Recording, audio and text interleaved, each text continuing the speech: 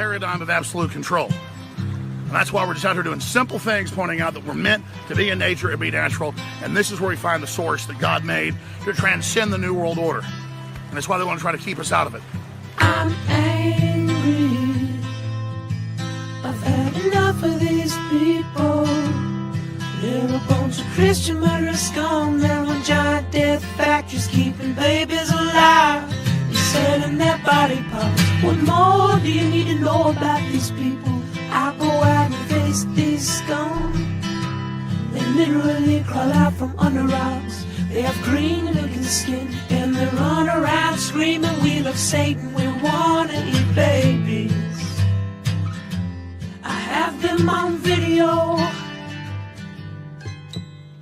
Hillary's in the creepy weird sick stuff, man. She sleeps in the same room with that creepy weird woman whose mother wears a hood over her head. What the hell? That woman number one is ugly.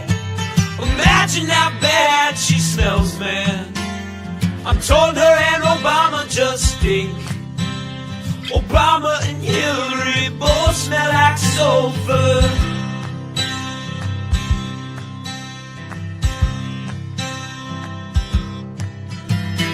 Literal vampire pot and the goblins are hobbling round coming after us. My spirit gets close to that evil and I feel it go.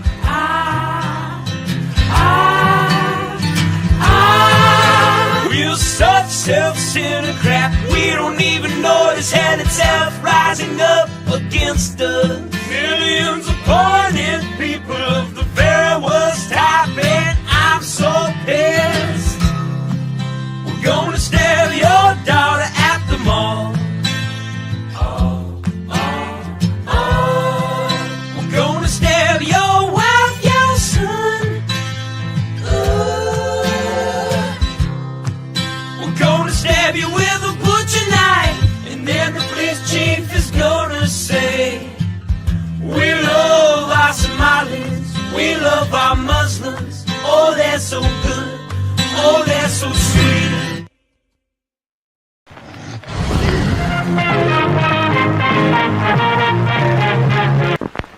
X. Persons under 18 will not be admitted. In a world where a checkered flag is just the start, meet Ryan Wheeler, the would-be champ who seems to have run his last lap.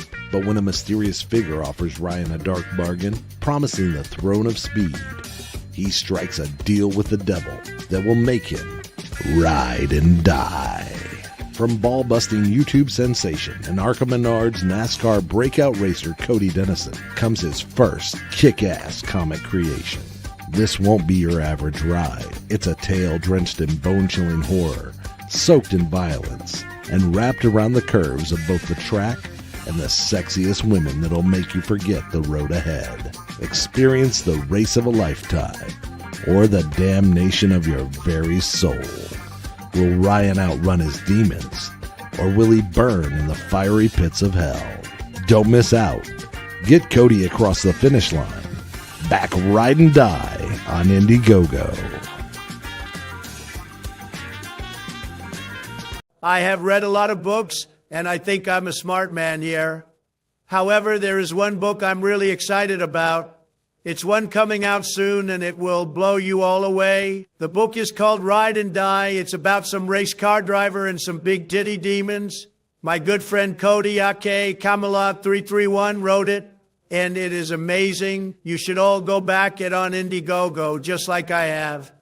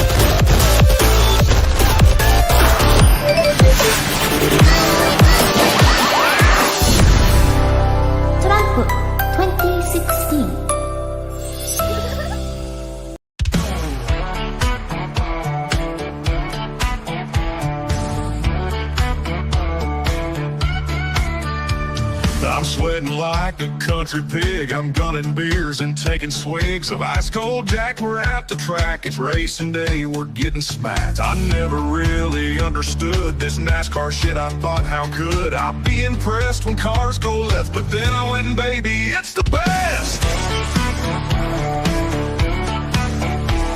The ladies here are fine as spring. They'll hop to a ride on that thing. There's beer and whiskey everywhere. There's smoke and rubber in the air. I'm gunning beers, I'm shooting Jack. We're here all day, 500 laps. And when they start them engines up, man, my heart, it starts to pump. Cause Lord, them cars go round and round on hot black asphalt racetrack ground. We're all obsessed, they're turning left. The beer and rubber, perfect mess. They're going fast, they might just crash. And if they do, these ladies flash their country tits. I must admit, I understand this NASCAR shit. It's not loud, we're in the crowd. We're watching cars go round and round. We're in the South, the USA. We fly that flag each goddamn day. And when it's time to watch a race, we crack a beer right on our face. We watch them cars go fast and left. This NASCAR shit's the fucking best. Cause Lord, them cars go round and round on hot black asphalt racetrack ground. We're all obsessed, they're turning left. I'm drunk as shit, I love this mess. They're going fast, they might just crash. And if they do, these ladies flash their country tits. I must admit, I understand this NASCAR shit.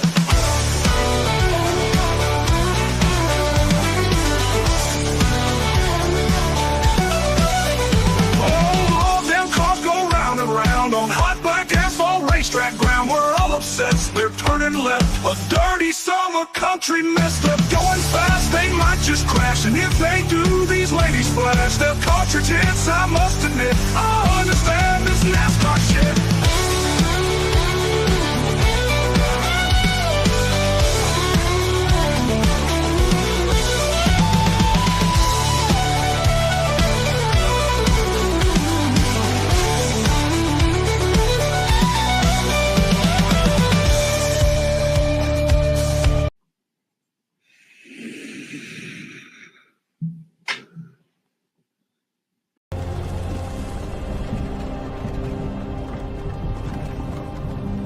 Hey, you. You're finally woke.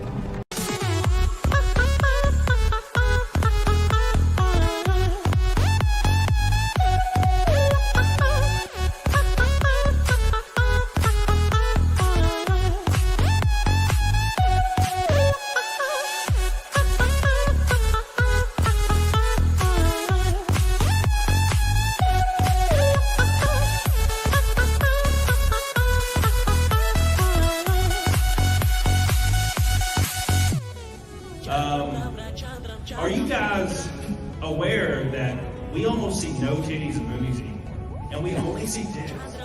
Has anybody noticed this? Yes! I love titties! Big old titties!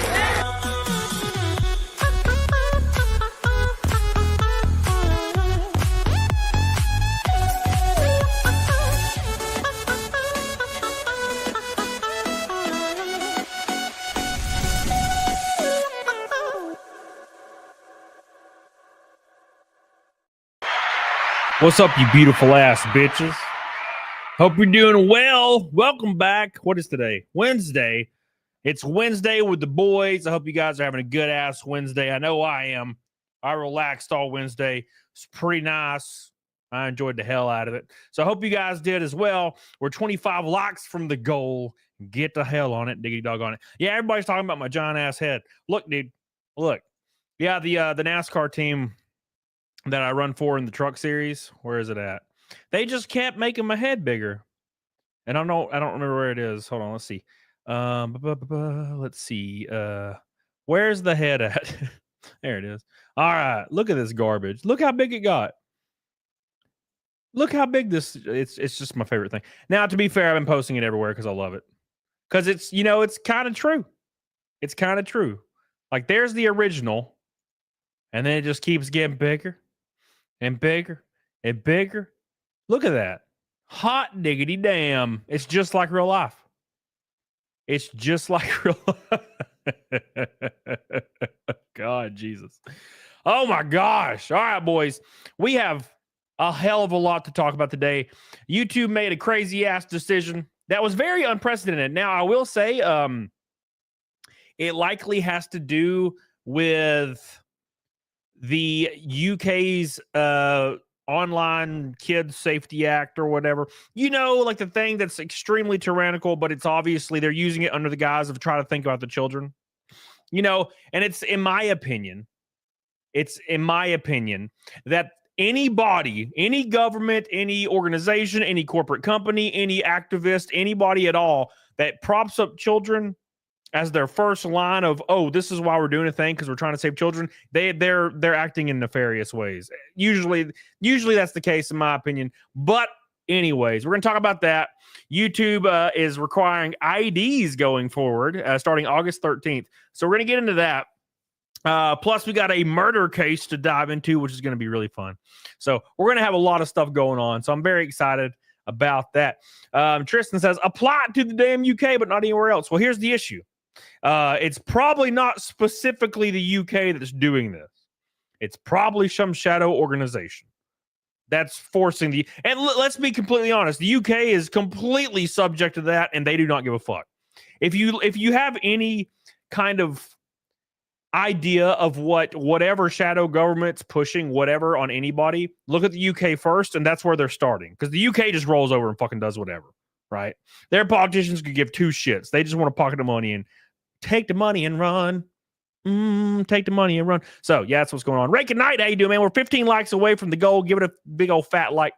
We're talking about that. Plus, we're going to talk about Joey Swoll being a big fat bitch. What a sad guy. What a sad guy. And it sucks because, you know, he's trying to navigate stuff in the best ways possible to try to retain his following. But he's really bad at it. And it's actually very interesting to me how someone can get so large on social media and not know how to navigate stuff like this. It is the craziest shit you'll ever see. When people they'll have millions of followers and they don't know how to navigate a situation like this. They just do the worst thing possible and fuck everything up. It's like Eugene and Hey Arnold. You remember Eugene, right? And Hey Arnold? How he just falls over and breaks everything every 2 seconds? That's how this guy did. He did it like that. And for some reason, he called black people colored in a video on accident. When he was trying to refer to people of color, he said colored.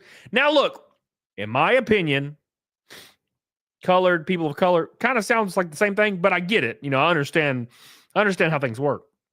But he said colored, and everybody wants his head for it. And I'm like, well, damn. That's rough. That's rough, buddy, as Zuko would say. My nose be a running. All right. At any rate, let's hit these super chats real quick. And then we're going to jump right into the sauce. And we're going to have a lot of fun doing so. Real quick, let's see. We are already 152 into Naked Snake out of 500. Charles says another $2 for GameStop to sponsor your NASCAR. Thank you so much. I appreciate you, dude. You are the man. Victory Lane Exotics. Thank you, dude, for being a member for 6 months. Billy Hatcher with a fat ass red boy. Oh my God. Oh my God. YouTube banning kids is going to harm their revenue. And also delete most of the subs and views for Mr. Beast, since that's what his audience is. Are you doing another race, or was IRP the last one? Yeah, I should be running Richmond. If all sponsorship stuff goes good, I'll be running Richmond. If not, I'll just jump off a goddamn cliff. So we'll see what happens. No, yes. So we're going to talk about that. Yeah, Mr. Beast is screwed. And by screwed, I mean, Mr. Beast probably looks at everything very analytically, in my opinion. And yeah, he's going to see a noticeable drop. So that's going to be very, very, very interesting. But I mean, he's a billionaire, so who cares, right? I know I wouldn't. My happy ass would have retired a long time ago. Like, what drives this man? All right. Thank you, Billy. I appreciate you so much for the red boy. He also dropped a pink boy just now, getting us 202. We're almost halfway to Naked Snake already. Oh, my God. It's WF. They're the ones doing all this bullshit. They're doing it before they lose power. Yeah, well. You know, what people don't understand is the ability to fathom something, right? So a lot of people don't believe in aliens. I know this is a weird point to make, but it's related, I promise. So a lot of people don't believe in aliens. And the reason they don't believe in aliens is because they're like, how could aliens exist when there's only 12 planets? Right? They unironically think there's only 12 planets. That's the issue. Now, if you actually study or even like have Googled it, there is more planets than you can even fathom. Like we don't even probably have a number for it. We probably technically do have a number for it, but it's not a common number. And there's more planets than grains of sand in every beach in the world, right? So odds are very high that there's millions upon millions of planets with life on them, let alone one, right? So yeah, they exist. We just haven't seen them. We probably never will. It's fine. So that's the case. Now, a lot of people can't fathom the number. Even if you tell them, they can't fathom it. Like you could tell them this and they won't be able to fathom. I've had conversations with people where I'm like, oh, but like, they'll be like, oh, well, there's not enough, like we haven't seen them if we blah, blah, blah. And I'm like, well, I mean, laws of averages proves there's life somewhere else. There has to be. Like it's the law of averages, man. There's too many planets, right? It would be astronomically almost it would probably, yeah, it's impossible based on mass that there's not a lot of planets with life on it that we just can't reach, obviously. And they still can't fathom it. They're like, well, I mean, yeah, but like, you know, there's only, you know what I'm saying? They can't fathom it. I'm not explaining it well, but that's what I'm saying. So it's the same way. You know, looking back the other direction. People can't fathom that there are people richer than Elon Musk. People unironically think Elon Musk is the richest person in the world. And there is probably hundreds of people that dwarf his financial stability times like 100. But we will never know who they are and we'll never hear about it. And you'll never be able to read about it nor research it. Right? And when you tell people that, they just don't get it. But like when I walk outside, there's a mailbox. There's my mailbox. I see my mailbox. Therefore, I have mail coming. And I'm like, what? You get what I'm saying? Thank you, Billy. I appreciate you, dude. We're almost halfway to Naked Snake. And by the way, a little bit of an announcement today. The Fight Milk goal has been changed going forward because we had such an awesome last stream with memberships that Fight Milk goal is now 100 memberships. So it kind of like goes hand in hand. So you don't just have to, it's not just more, it's just memberships now. I'm like, that's probably more beneficial, you know, for me, for y'all, for God, Jesus, and everybody. So there you go. 100 members is Fight Milk goal, and we're halfway to Naked Snake. Get the hell on it. All right. So let's jump into the first part of the show, which is about YouTube making a huge ass change. And this change is obviously directly in line with the Child Online Safety Act that's going on in the UK currently. It's obviously right in line with that bullshit. And we're going to watch it right now. We're always going to pull up Rev because we love Rev here. We love Rev. I love Rev. Where are you at, Rev? What the hell? Why is it not pulling it up on my YouTube in my studio, but it did in my music studio? Desu. There we go. There it is. There it is. Here we go, boys. All right. So YouTube joins the global censorship push with concerning new policy that will affect all U.S. users. You guys ready to die? Because I know I am. I know I am. Slosher gifted 5 memberships. Oh, my God. Oh, my gosh. And just like that, boys, we're 5 memberships into the goal. Slosher, you are such a beautiful man. You're such a beautiful man, Slosher. I love you, dude. I appreciate you. God, give him some love in the chat, buddy. Oh, my God. All right, dude. I appreciate you. I'm a sponsor. You're a sponsor. We're all a sponsor. I'm a dude. She's a dude. Slosher, I love you, dude. I appreciate you, dude. Thank you so much, man. My goat. My king. Junebug. What's up, buddy? All right. I will have new emojis and all kinds of stuff wrapped into the membership thing as well. I'm going to revamp all of it. It's going to be great. Try to make something more reasonable. All right. All right. So let's hop on the train together as one, and we will hold hands into the darkness. Rev hate you. I don't think he hates me. I think he's indifferent. He made a video defending me like literally like a month ago. He was like, I've had beef with this guy in the past, which we didn't really have beef at all. He talked about a situation I was in like 2 years ago. But he made a video defending me recently, so that's awesome. Can you bring up my pupper's pic on stream? What? He died? What the hell? I didn't know about this. McSteller, you didn't even tell me in DMs. I'm sorry to hear that, dude. That's rough. That sucks, man. Jesus. Makes me sad. Yeah, I don't know what's going on. It's like the winds of change. You know what I'm saying? I'm going through some same stuff right now. I don't know, man. It sucks. I hate to hear that, dude. We love you, Mick, and we love your poop. You poopy. By the way, Billy Hatcher, $100 super chat. Oh my God, he's gonna get us there by himself. Look at him. Our top pay pig is not disappointing today. You're lucky, Billy. I remember one time I had somebody that used to drop a lot of super chats back in the day.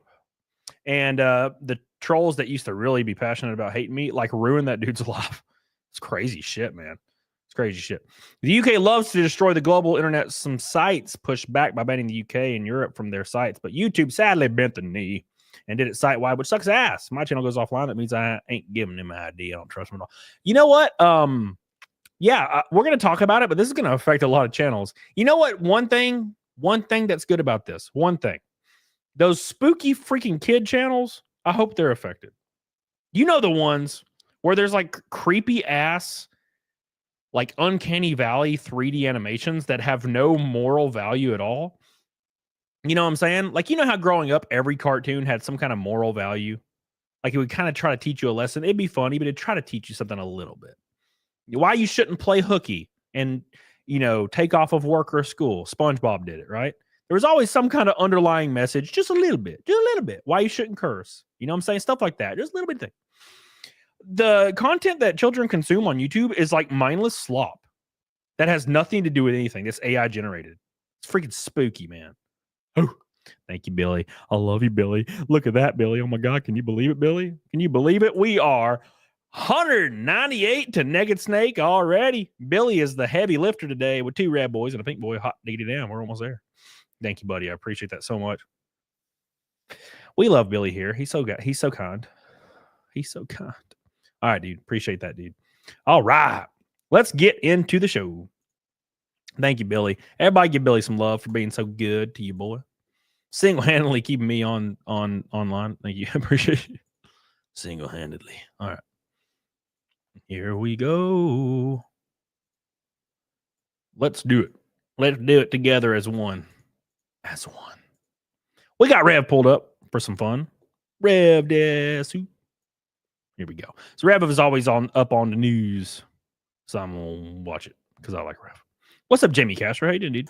So today's topic is a good extension of what we discussed in yesterday's video. For a lot of you guys, especially if you live in certain parts of the world, things might be feeling extra dystopian lately. There's been a lot of changes with censorship and new bills being passed. Yeah, so a little bit of context for those just joining. The UK passed a bill in 2023 that's being implemented now or about to be implemented. That is called the Online Safety Act. And it's obviously aimed at children to protect them from dangerous things. But it's also very broad, right? And it's very vague. So things that could be determined to be problematic or hateful could get you yeeted right off the damn any platform or completely censored. Stuff like that. Now, who determines what is hate? You've heard this before. We've all heard this before. Who determines what is hateful, right? It could be literally anything. It could be, you say the word gay, you might be screwed, right? Under these kind of rules. And that's kind of what's going on. And they're requiring ID verification. Like you have to submit your driver's license to have access to these sites and stuff like this. And we thought it was wild when porn sites were doing it in America, right? I'm in Alabama, okay? I can't go to Pornhub without a VPN. Now, why would I go to Pornhub? It's like, that's like that's like slop. I'm seasoned, bro. I go to like X art. You know what I'm saying? I'm seasoned. Come on now. Pornhub's behind me. No, but yeah, they do that in Alabama, in Indiana. They do it in a lot of states, right? And now people are up in arms about that shit. Now they're trying to do it for everything. Doesn't matter what it is. YouTube, put your license in. And then suddenly you're going to get spam calls from dude in India, and he's going to be like, hey, man, I'm a debt collector. And I'm like, I don't have any debt. And he's like, well, too bad. You do now. Give me money. I want Amazon gift cards, please. Preloaded. You know what I'm saying? So That require age verification and government IDs in order to access certain websites and services. And unfortunately, it looks like YouTube is trying to get ahead of this, and they have introduced their own AI-powered system that is going to determine in the United States whether or not you are an adult user or not. And whether or not you pass that, it'll determine if you have to give over your credit card or your government ID to access certain privileges on the website. Now, look, I don't see how this is a thing. No, at least not in America. Now, obviously, YouTube's doing whatever YouTube does because YouTube's technically a private company, right? But it reminds me of like flying. So in the U.S., the U.S. tried to roll out this requirement called Real ID. Okay. And Real ID is basically a driver's license. In Alabama, it's a driver's license with a star on it. And the airlines and TSA will try to tell you that if you don't have a real ID, you can't fly at all. Now, this isn't true at all, but that's what they'll say. Everybody will say it. People online will say, "Oh, you can't fly without it." No, that's not how that works. You don't actually you're not required to have an ID to fly at all. Never have been, never will. Well, hopefully never will. I don't know. Seems it's very unconstitutional in my opinion, but that's whatever. I'm pretty sure the amendment was extended to air travel like 30 years ago or 40 years ago. I think it's like 1979. But at any rate, you're not required an ID to fly at all. Just for those wondering. Okay. Do it all the time. But people will tell you, hey, you have to have a real ID. You do not. So that being said, in Alabama, you can't get a real ID unless you wait 6 months. There's a 6-month waiting period. Or, well, depending on what month it is. 6 months, 4 months, 5 months, you know? You know what I'm saying? There's a waiting period in Alabama. You can't just go get one in Alabama. And it depends on your state, but to get one, you have to have like 27 different documents. You have to have W-2s from the last 2 years. You have to have different forms of ID already. You have to have your address printed on 2 things. You have to have, there's like, it's just, you have to have your birth certificate and your social security card, depending on what state you're in. And so it's brutal. Now, some states are way easier. You just go get your license and they give you one. It's not like that in a lot of states. Alabama's definitely not like that. So, yeah, Alabama has a 4-month waiting period, but you can also use your, what is it called? Your passport as well. So that's kind of a thing that everybody does. But at any rate, yes, you're not required an ID to fly. Although they say you will. You don't. Do you know how many times I've lost my wallet and I just flew home? Like, if you actually just think about a thing for 2 seconds, you'll realize how dumb you are. And I mean, like, you'll like reflect, not how you're dumb. I'm saying you'll, oh, damn, I'm stupid. That was a big sneeze. Like, you ever just think to yourself, you flew to Hawaii, then lost your wallet, now you just live there? No, obviously not, right? So, anyway, you're just subject to more screening. Anyways, I am sneezy as hell. All right. We're 5 memberships out of 100 to Fight Milk and 302 out of 500 to Naked Snake. Can you believe it? All right, guys. Actually, we're not. Because there's a Canadian boy in here. God, I'm sneezy. Out of nowhere, too. Is it my mic? I'm allergic to something, dude. I'm allergic to something in this bitch. And it's kicking my ass. All right. Let's read the super chat from Slosher. Slosher says, the same politicians that voted against going after Pakistani gangs are now given the UK bill to protect children. Anyone who believes this should be allowed to vote. Well, here's the issue. Normies. And I say that with like respect, you know? God, I'm sniffly. What the hell? I'm just sneezing and dying right now. Jesus.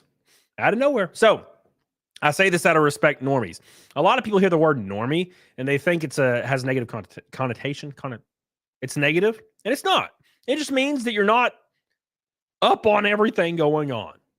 And unfortunately, when you're not up on everything going on, a lot of people will use their basic knowledge of whatever's going on and then just apply it across the board. And they'll be wrong about everything. And that's usually what a normie is. And that's why you saw such a big political shift in the U.S. recently, because normies started getting on board, right? They're like, wait a second. These people want to like give 9-year-olds hormones, and then they lost because the entire U.S., like all the rural people that don't follow any of this, learned about this, and the left fucking got obliterated, right? So that's that's the normie thing. Now, when it comes to normies all over the world, they're gonna watch whatever's on TV, and the TV is gonna be like, "It's all good. We're trying to protect children," and they're gonna take that at face value and support it. And that'll be the end of it for them. They don't follow it. They don't look anymore into it. That's the normie thing. Thank you, Slosher. I love you, Slosher, for your Canadian go boy. You're the man. All right. So let's continue. Hopefully I'll stop sneezing. When I sneeze once or twice, it like snowballs and I start dying. It's not fun. Sucks. This is a pretty concerning thing, and YouTube's been passing a lot of pretty radical policies recently, some good, some bad. In fact, yesterday they had a good one where they introduced a new change to a long-standing policy where they used to automatically demonetize you if you cursed in the first 7 seconds. Yeah, so YouTube reversed this. The funniest thing about this is it reminds me of my last job I had at Walmart. My last job at Walmart, we made 52 grand base salary, and then we got around 20 to 30 grand bonuses. So it was like 80 grand almost, roughly. And I was making, I was 100% bonusing every month because we were kicking ass. Well, we had a conference call one day and they were like, "Hey, we got good news, everybody. We got good news." And everybody's like, "What's the good news?" "You're all going to get a pay raise of 5 grand base." Yay.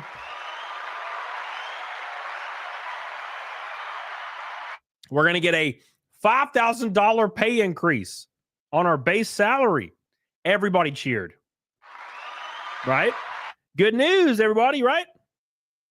Well, after everybody got done cheering, they were like, "But yeah, you're not getting bonuses anymore." So essentially, they pay cut us over $20,000. They gave us the good news first. The good news is you're getting a $5,000 increase on your base. Bad news is we're taking $20,000 in bonuses away. So everybody quit except for me and one other guy. I was a district manager and we had 13, I think, or 16. I don't remember. 100% of our entire region quit on that conference call except for me and one other guy. Yep. That was real stupid. So this is what YouTube's doing. They're like, "Hey, by the way, you can curse now, but give us your ID." Of a video. That's just the way it was. Automatic demonetization. They got rid of that. Now, for the YouTubers watching this, I want you to take a second and carefully read this section. This does not mean you can endlessly curse throughout the video. It just means you won't be automatically demonetized if you curse in the first 7 seconds. If you curse in the first 7 seconds or throughout the video, you still might get demonetized. So it's not like you have carte blanche to say whatever you want. But at least they got rid of the automatic demonetization. Now, there's another change that's pretty radical in my eyes that I've talked about in previous videos. I'm going to talk about today, and I'm going to talk about in the future because it's pretty impactful. I wonder how many of you are casuals. They're referring to some of you as casual viewers. Casual and regular. What's the difference between casual and regular? Let us look. YouTube, casual versus regular viewer. Let's see what this includes. It says, casual viewers have watched content at least once a month for the 1 to 5 months in the past year, while regular viewers have watched at least once a month for 6 months or more in the past year. Like one video or one of your videos is probably what that means. So it's like you get leveled up, I guess, in the algorithm. You're back again. You know what I'm saying? So that's very interesting. And I'm guessing that what's going to happen is casual viewers will get your content recommended more and your regular viewers will not. That's what I'm assuming is going to happen. Because I don't know about you guys, but the longer that you watch somebody's content, the less you'll get their content fed to you. You ever get on YouTube and you're like, "I'm going to go watch the new Critical Drinker video," and you can't find it? Like you're like scrolling down your feed because you saw it on Twitter and you're like, "Fuck, I can't find it. I have to go actually to his channel to find it," right? But You have a lot of random ass videos from iShowSpeed, and you've never watched one of his videos ever, and you will never want to, and you never will. That's how that works. Because there's industry plants that's going to give you an ass ton of fucking recommendations, right? There's a reason why industry plants show up out of nowhere and they're getting 1 billion viewers and they have like Leonardo DiCaprio as their first episode. Yeah, okay. It's because people like that and or celebrities themselves just start podcast day one and start trying to saturate everything. And it's funny because they're never super successful. I mean, they'll do all right. They'll get a couple thousand viewers, but they never beat people that are like deep in the game that started on YouTube. You know what I'm saying? Like, you can argue Joe Rogan's a celebrity, but he was kind of made an ultra celebrity because of his podcast, not beforehand. He was Fear Factor guy. You know what I'm saying? And that's when he started it early. Like, a lot of people don't realize how old his podcast is. I mean, it was like I don't even think they had mics. They were just in front of a DSLR or something. You know what I'm saying? Like around a table. So it's really nice to see celebrities start podcasts and then they struggle because it's like, you're not that interesting. You know, you're not that entertaining, you know? By the way, Billy just dropped a damn $20 super. Dude, we're closing on Nugget Snake fast. The last two streams have been, or the last two streams have been fast as hell. Billy for the Rainbow Night. Billy is the man with a plan. Oh my God, get on it. All right. Thank you, Billy. Billy, Rainbow Knighted. We're off to the races. Get on it, dee doggone it. We're 170 away from Naked Snake. Oh, by the way, 5 memberships out of the 100 into the Fight Milk goal. Get on it, doggone it. That's the new goal. 100 members every stream. Oh, by the way, my editor, who's kind of an asshole, said that only the top 0.1% of streamers get 100 memberships per show, and it's never going to happen on my channel. And he said it was dumb of me to even try it. So let's prove that little bastard wrong. All right, let's continue with Rev. Thank you. They have changed how views are counted on the system. So you have to be what's called an engaged viewer. Someone who likes, subscribes, or comments on a video. That's what makes you an engaged viewer, and it makes your view actually count. If you're someone who just watches even the entirety of the video without doing those things, your view might not count. And becoming an engaged viewer helps increase how this video in particular is treated in the algorithm. And I recommend you doing this for my videos and also all the other content creators you enjoy, because I can speak from my own experience. This sort of thing does help the video in the algorithm. It does make a difference. And that's, I got to shit on my own mods for a second, and I shit on them to their faces as well.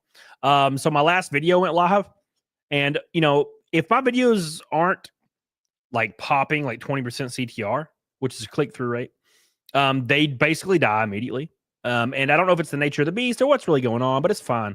You know, because I mainly focus on streaming, which is what I've always done. But, you know, I had a period in my life when I was getting like 100,000 views per video on and off every couple months. It was pretty cool. But those days are over. But that being said, I went to my newest video and scrolled through the comments. Not a single mod or member commented on my new video. And I went to my mod group chat and told them they were all bitches and they're fired. Shit. When I see one of my friends post a video, that's just a friend of mine in real life, I comment on that shit. You bastards. All right. Anyways. Thank you guys. Appreciate you guys. Even though I hate you. Now it's a real rainbow map. Thank you, Billy Hatcher. I love you for your $5 super chat and all your other love tonight. He's the top dog by a freaking mile. Thank you, dude. It's vermin infected. Vermin infected. Says, let's get that gap small and smaller. Rainbow Night, fight night. Oh my God. Oh my God. Andy Ram, Mr. Vermin Infested. I love you, dude. Appreciate you guys. Thanks, guy. Relax, guy. I watched a new South Park episode. Thought it was good. I mean, it wasn't like legendary status, but it was fun. Like they made fun of Trump. I'm like, they did good. He was just basically, fuck you. I'll sue you. I thought it was funny. You know, I guess that's just me though. Thank you so much, Vermin Infested. We love you. And I like them low for the snake fund. Thank you. Thank you. I appreciate that, my friend. I like them low. Dude, we all like them low, bruh. We all like them low. You talking about my draws? What's up? Hey, hell yeah. All right, thank you, dude. Appreciate you. I like them low. You the man. Get on it. Diggity dog on it. Thank you. Thank you. Thank you. All right. All right, boys. We're there. 135 away. All right, take the stage, Rev. Take the stage, Rev. Thank you guys so much for all your support today, by the way. Yeah, Guccimus, that's why my streams do all right, I think. But yeah, the videos are just dead. Dead, I tell you. What's up, Casey? How you doing? It's just the reality of the system we are in right now. But here is the major change we're talking about in today's video. So as you can see, YouTube is rolling out AI in the United States to detect if users are actually under 18. It ignores the stated age and applies restrictions to users they suspect are not 18. So Billy's screwed because Billy talks like a 9-year-old, right? So is it going to be based completely out of your? I guarantee you, it's going to be based off of your the nature of your casual viewing. So, for example, if Billy's watching a lot of Minecraft videos, he's fucked. You know what I'm saying? Fucked. You're fucked, Billy. You're screwed, Billy. I'm sorry. It's over, man. It's over. Nothing you can do. Nothing you can do, Billy. Yeah, that's great. Yeah. An AI-powered system that's going to determine whether or not you're going to be punished on this platform, even as a casual viewer. That is going to be a gigantic mess. And I think it's very clear this is trying to get ahead of what's going on in the world, especially in the United Kingdom, given their online safety bill that is now in effect. This is essentially an age verification system that is causing a lot of issues because the scope of what it was introduced as has gone way beyond what was initially presented. You know what's insane to me, though? When I grew up, we just found the nearest VHS tape with no label on it, and we were good. That's how we gooned back when I grew up. BearShare, that was like revolutionary. LimeWire, oh my God. You know what I'm saying? And now, gosh, you can't even go to Pornhub without the AI being like, bro, you are 9. Get off this website. Give me your license. It's like, fuck, I'm 9. I don't have a license. What if you're not? What if you're 38 and you don't have a license? You just can't crank it? That's unconstitutional. In our country, at least. You know. I get that you don't want to crank it in the UK. You know. They don't want to reproduce in the UK. They don't want to save themselves. Save themselves. Thank you. All right. Betamax. I like them low. Draws, cars, titties, and trucks. Hell yeah. Dude, you should see how low my damn NASCAR trucks are. Them bitches are like a centimeter off the ground. It's crazy. When you push them through the pits, they just scrape all the way across the pits. Thank you. I like them low. Appreciate you. And it's starting to affect pretty much every platform and service out there. But we'll talk about this in depth a little more in just a second. But this is the sort of rundown of how this new system on YouTube is going to work. They're saying we will use AI to interpret a variety of signals that help us determine whether a user is over or under 18. These signals include the types of videos a user is searching for, the categories of videos that they have watched, or the longevity of the account. It says potentially criminal received a gift membership. Sean, are you in here? I don't know if that's how it works. I don't know if that's how it works, but I figured he's in here. I think it prioritizes who's in here. Bros, I'm like all kinds of frazzled. I can't even talk because I've been sneezing so much. All right. Notice there's an or. So it could be any of those three things that could be used by the AI to determine whether or not you're an adult user or not. And as you can see, if you are determined as someone who's underage, not 18, they will disable certain things on your account, including disabling personalized advertising, turning off. You know what I bet they won't disable? Videos of dudes waxing their asshole. A little bit of a side note. We'll tell that story here in a second. Let's give a big shout out to Holy Ozone for 10 gifted memberships. Oh my God. Oh my God. We're 85 away. That's a big swing, bro. That's a big swing. Thank you so much, Mr. Rob. I love you, dude. I appreciate you. You are the GOAT, the man, the myth, the legend. Thank you, dude. I appreciate that. My boy coming in strong. Thank you for the AC as well. I got to stay in his truck in the AC during the hot ass day. So if you guys don't remember, there was a video. I don't even like talking about this, but we're going to talk about it. Okay. So there was a video that was live and monetized with millions upon millions of views.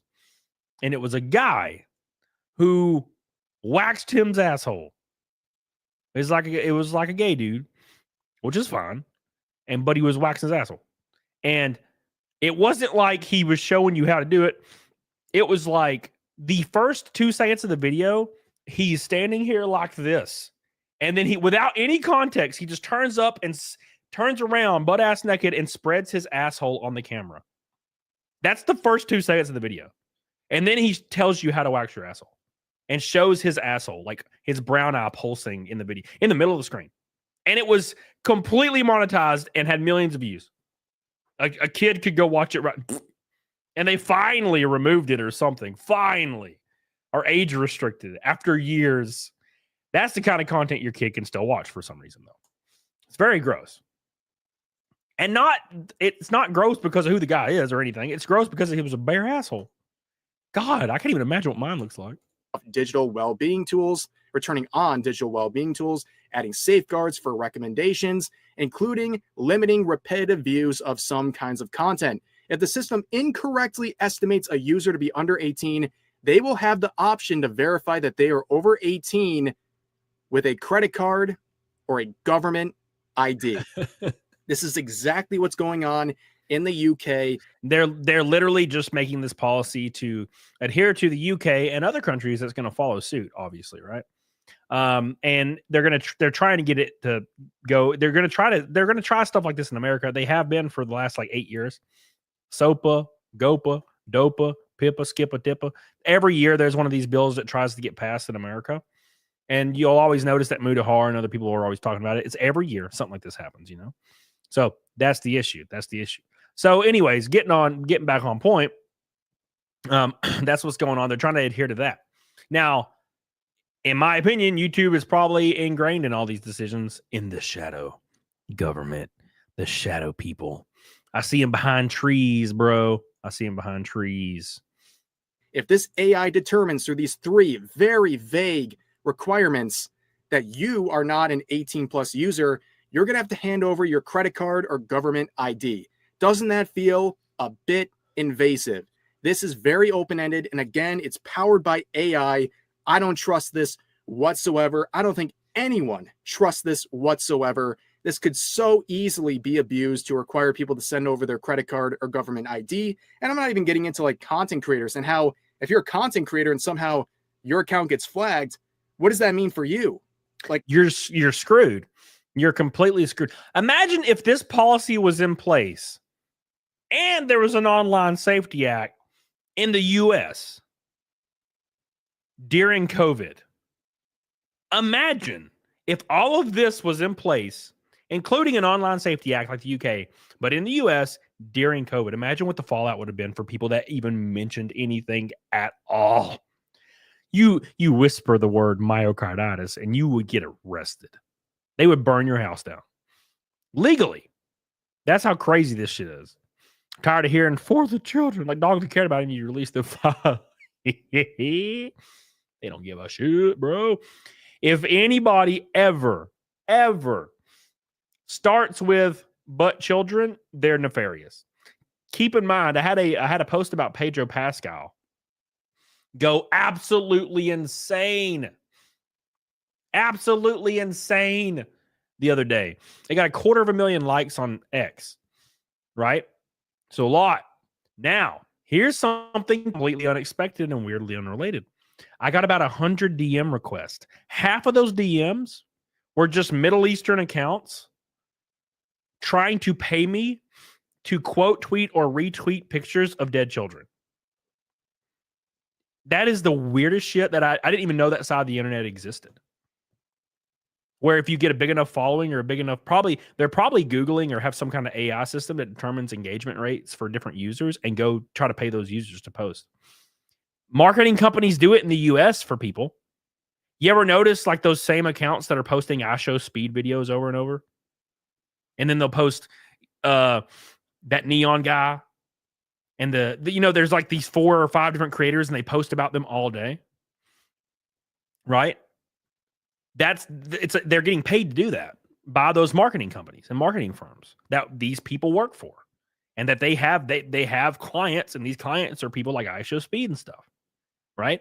Same exact thing, but it was individuals trying to pay me to post pictures of dead children. Obviously, to fuel some kind of, there's a conflict right now going on in the Middle East. Everybody knows. And that's what it was tied to. Post all these dead children, right? To evoke emotion in people, right? And they'll pay me to do so. That's fucking gross. Regardless of the conflict, like trying to pay somebody to post pictures of dead children to like kind of try to emotionally manipulate people is fucking gross. That's gross. I could never do that. And I love money, man. You'd have to at least deliver a Ferrari for me to consider doing that. Like, I'm a doorstep, baby. I'm a damn doorstep. All right. Are you able to collect revenue? How is that going to work? It's a What's up, Mad Sicilian? Giant mess waiting to happen, but they are gung-ho on this. And of course, like I said earlier, this is clearly trying to get ahead of a global trend right now. The UK is kind of the epicenter of all this with their new online safety bill and the age verification process. This is a disaster. Again, another example of a Trojan horse, where you have bills like this that present themselves as an attempt to protect children. Yep. But in practice and throughout the bill, it goes way beyond that scope. And it starts surveilling adults. It starts censoring what adults can view and say on the internet. And as we'll see, this has already trickled down in just a few days to services like Spotify. Spotify now will require you potentially as a UK user to give over your government ID. That's how ridiculous this is already getting. It's 1984, bruh. That's what it feels like. It feels like the 1984 slowly creeping into our pores. And you can't squeeze them out like blackheads, bro. They're inside there. You have to get surgery to get that shit removed. You know what I'm saying? Now, like I said, this is a Trojan horse that says this is all about protecting kids. And every single person, every sane human being out there agrees that children should not have access to 18+ adult websites. Yep. Obviously. But a lot of people believe this is more of a parenting issue. They should use parental controls and monitor what their kids are doing online. Yes, Big Daddy government should not be taking care of your children. You should. You should. No matter what that lady from Kansas says that grew up in an upper middle class area, Daddy government should not be in charge. You should be. Helena says, have you read 1984? I do not read, but I have listened to the audiobook. I do not read, Helena. Michael says Shock Pornhub doesn't require an ID. It does in a lot of states, including my state. And that should be the main focus. It shouldn't require all these extra steps that extends the scope of bills like this to the point where now adults are being required to send in their government IDs to pretty much every website and service they visit. That goes way beyond adult websites and to just mundane, everyday services, as we will see. And unfortunately, there's also a big security risk. Imagine having to send over your government ID or your biometrics to pretty much every website you're going to. Look at some of the recent data breaches, like with the T app. Bro, there is a new there's a new data breach every single day from some giant like app or corporation or business every single day. And there's a class action lawsuit every single day from a new corporation, a new business that either leaked, got hacked, or sold all the information overseas. And that shit happens every day. You guys remember the one where it was like a dating app, but it was like for people that were married and it was supposed to be secret. And then they leaked all the it got hacked and they leaked all the information and everybody got to find out if their wife or husband was cheating on them. And it was a lot of people. Terrifying too, because a lot of the people were like pastors and good people, right? You know, good. They're great people. One of them was like this very Ashley Madison. Yes. One of them was a very popular YouTuber who was like known as like the Mr. Rogers good guy Christian YouTuber. Oops. Just wanted to smash some cheeks, bro. You wanted some claps, some cheeks. Do what the rest of us do and go to your nearest bar. Do it in the bathroom. Charlotte the Harlot. Billy Hatcher says, at this rate, America will pass their own law And they're already making their own right now, and it'll pass because the UK doing theirs. Pretty soon, YouTube database will get leaked too, since security isn't after that. Well, yeah, security is only gets tight after the fact, right? Now, as far as America passing something similar to this, I think it's inevitable. It will eventually have to happen, and they'll probably just have to make whatever bill that gets presented so vague, right? And people will still be up in arms about it, but it's inevitable, right? It's inevitable. You can't try to tell a government, especially people that are in charge of that government, that don't even understand what they're trying to invoke. You can't tell them that they can't regulate, right? You can put it off for a couple years, but they'll just kill you and then do it again, right? Oh, this organization stood up against this? Well, we'll just defund them or kill everybody, and then we'll just redo it again. You can't try to tell people that are hungry for power that they can't have power over a thing. No. There are people that just do it just because they want the power.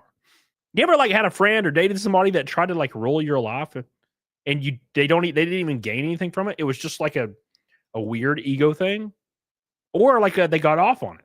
Yeah, you tell people they can't have a thing, they will destroy worlds to get that thing. Thank you, Billy. I love you, Billy. You're the man, Billy. You're the small little man. Bro, we are 100 away from Naked Snake. This is crazy. We're just starting. 85 members away from Fight Milk and 14 away from Naked Snake. Thank you, Billy.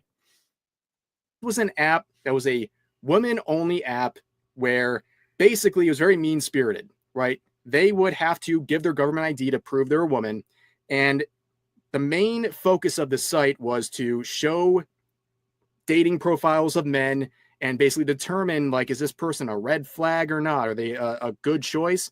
Obviously really mean-spirited and invasive as well. And because the website did not have proper security, it was hacked by 4chan, and millions of IDs and personal information of users were leaked to the public. And their DMs. Plot twist. So this app had DMs in it. Like you could have direct message in this app. They are all getting leaked as well. Imagine this. God, this is just like Ashley Madison, right? Imagine you go to the big ass drop, you go through all the data, you find your wife, and you found out she's been dogging your ass on this app to all these other girls, and then talking about the dude she smashed when she went on vacation in California that had a six-pack. Oh, that would suck. Oh, my God. Oh, that's going to be fun. Now, look, that sucks, but the videos that come out of it are going to be highly entertaining. Highly entertaining. It is an absolute mess. And there are many websites and apps that function just like this, and it'll be just that easy to take people's information and make it available on the internet. And also there's going to be a lot of malicious users setting up fake websites or dupes of popular websites and services to try to get people's information. This is going to be something that's going to skyrocket in the UK. Now, of course, people are aware of this, and they signed a petition. This is available through the UK government. It's not like this is a change.org petition. You can see over 400,000 signatures in only a few days. And the UK government told them to go fuck themselves, by the way. Billy says, I heard that the T app kept all the stuff on a public file. There was no hacking. Yes, that's actually what I heard as well. It was just all there, ready for the scooping. Ready to scoop it right up and ruin everybody's life. Sad times we live in. Sad times. Oh, man, I heard they hit 500K today. Well, the UK government already responded to this. I released a video about this today. The UK government responded, and they said, no. They said, hey, we appreciate you guys signing this petition, but we have no intentions on stopping this. And also, we're going to implement it even faster. It was just a slap in the face. They did not give two flying fucks about any of these people at all. And that just goes to show that petitions don't do anything. And I know it's fun to like get a lot of signatures on a petition, but they just don't do anything. And they say, well, Parliament considers all petitions that get more than 100,000 signatures for a debate. But here was their response once it got over 100,000. The government has no plans to repeal the Online Safety Act. What's the point? There you go. Literally, what's the point? And of course, a lot of people are not happy about this entire system in the UK, so they're using VPNs because, well, you're not going to enforce this stuff on me if my VPN says I actually live in the United States, for example. Well, they're cracking down on VPNs already, just in a few days. The amount of people using VPNs skyrocketed in the UK. It's all about control. So what are we to expect that a 9-year-old's going to use a VPN? Yes. A few of them might. Sure. Right. The vast majority of 9-year-olds they're not going to know about a VPN. They're not going to use a VPN. Right. This is not aimed at children, bro. This is aimed at your ass. Enjoy the tyranny. The tyranny. The sheer tyranny. Oh my God. They're banning third-party apps on Google phones too. Purple of Cassia says. It's all going to hell in a handbasket. And it sucks that YouTube's falling in. They're falling in line. And I will shit on them because they've destroyed my channel. Thank God for streaming. Hey, 50 likes to 200. Get on it, doggone it, by the way. A lot of people think view botting is the way to go. I saw somebody the other day had 170 viewers on their stream, right? And this is like I don't want to use like the phrase a nobody because it sounds terrible, but it's lack of a better word. Like they're not a large creator. They're not really particularly entertaining. They're kind of annoying, Anyways, they had like 180 watchers and 8 likes. 8 after 2 hours. 8 upvotes, bro. 180 watchers. That's not how this works. If you have 100 watchers, you should have 50 likes minimum in the first hour. Minimum. Right? They got 8. Yeah, you're view botting. And that doesn't help. That just destroys you even harder. When YouTube sees your average view duration is 1 second 1,000 times a minute, yeah, good luck. Damn, that channel's terrible. You know what I'm saying? They watched for a whole second. Yeah. Okay, and now they're already trying to ban VPNs in the UK. This is a gigantic mess right now. And you can see some of the people of Parliament, like Peter Kyle here, trying to do a very desperate and shameless appeal to emotion, where they're still trying to say that if you want to overturn this act, you're on the side of predators, because they want to frame this as just protecting kids from viewing content they should not be seeing. Well, that's not how it is actually playing out. Manipulation 101. You're hurting children. You just want to hurt children. Therefore, you're a bad person. You remember COVID? Oh, you're just trying to kill children. You're trying to kill grandmas and children because you won't wear a mask at Target. You didn't wear a mask at Target. You're a murderer. You want to kill children, right? It was always children. It's all about children. You're killing children, And it's always a lady telling me this that had 4 abortions. God damn. That's a joke, everybody. Don't freak out too hard now, Helena. All right, I love you. I got you. Got you, bitch. Oh, sorry. It's a joke. It's a joke, everybody. Calm down. God. Oh, by the way, speaking of jokes, Raking Night with 5 gifted memberships. Oh, my God. Oh, my God. The man himself. The tumbling man that can't tumble right now, probably. Thank you so much, Rakin. I love you. That puts us at 20 memberships, 80 to go to fight milk. Thank you, guys. Appreciate you guys. Thank you, Rakin. Love you, dude. I love you, man. I love you unconditionally. Goes way beyond that. There is censorship of adults, censorship of dissent, censorship of different opinions, and they're calling this a danger to democracy. Many people do believe this is trying to crack down on how people think and how they live very basic lives on the internet. It goes way beyond the initial scope of what this bill was presented as. And of course, they're mask off. This clip has been going around of some leadership basically admitting this isn't just about protecting kids. This is about stopping adults' free speech, and that elite squads will be responsible for monitoring and punishing free speech. It's all about Hunger Games, bro. That's where they're trying to get us. The Hunger Games, and they're going to put us in a damn field and let us kill each other for their viewershiping pleasure. That's the whole point, dude. That's the whole point. Now, to be fair, the UK doesn't really have free speech. Has it ever had free speech? They do like to say free speech. What about my free speech? And I'm like, you don't have free speech in the UK. You know what I'm saying? You ever see somebody, they're like, oi, You gotta.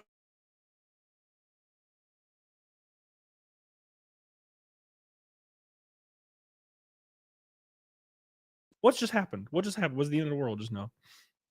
You see that? Did that happen on the stream? I don't know. Are we frozen? Are we dead? It looks fine on my end. Oh, okay, whatever. Anyways, that was weird. Never seen that before. All right, let's continue. Thank you, Raken. We love you, dude. Chatty. U.S. has bills put forward S1748 and S737. Let's Google it. We're going to Google it in honor of Chatty real quick. S1748. The Neighbors Not Enemies Act. This bill repeals provisions authorizing the president to apprehend and remove the United States remove from the United States the citizens of a particular nation. There's probably obviously way more to this, but that's what it says. Let's look a little bit further. Sorry, I'm just kind of looking at things. Okay, thank you, by the way, Chatty. We love you. Let me pull this up. We'll see. It says. Yeah, it's the same thing. It says this bill repeals provisions authorizing the president to apprehend and remove from the United States the citizens of a particular nation. If the United States has declared war against that nation or that nation has threatened an invasion against the U.S. Now, you know, on the surface, that seems fine. But, you know, there's always more to it. Let's look at this one. You said S737. It says... Let us check it out. It says a bill to require certain interactive computer services to adopt and operate technology verification measures to ensure that users and platforms are not minors. Oh my God, look at you. You're right on the money with that one, baby. That's the one right there. Same shit. Same shit right there. Look at that. Look at that. You were right on the money. Chai-T, look at you. Adorable and on the money. Chai-T over here. Thank you, Chai-T, for... You're giving us knowledge here, and it's very important to have knowledge in these trying times. You know what I'm saying? These trying times demand knowledge. Thank you, Chai-T. And speaking of knowledge, Billy Hatcher with a $50 super chat. Oh, my God.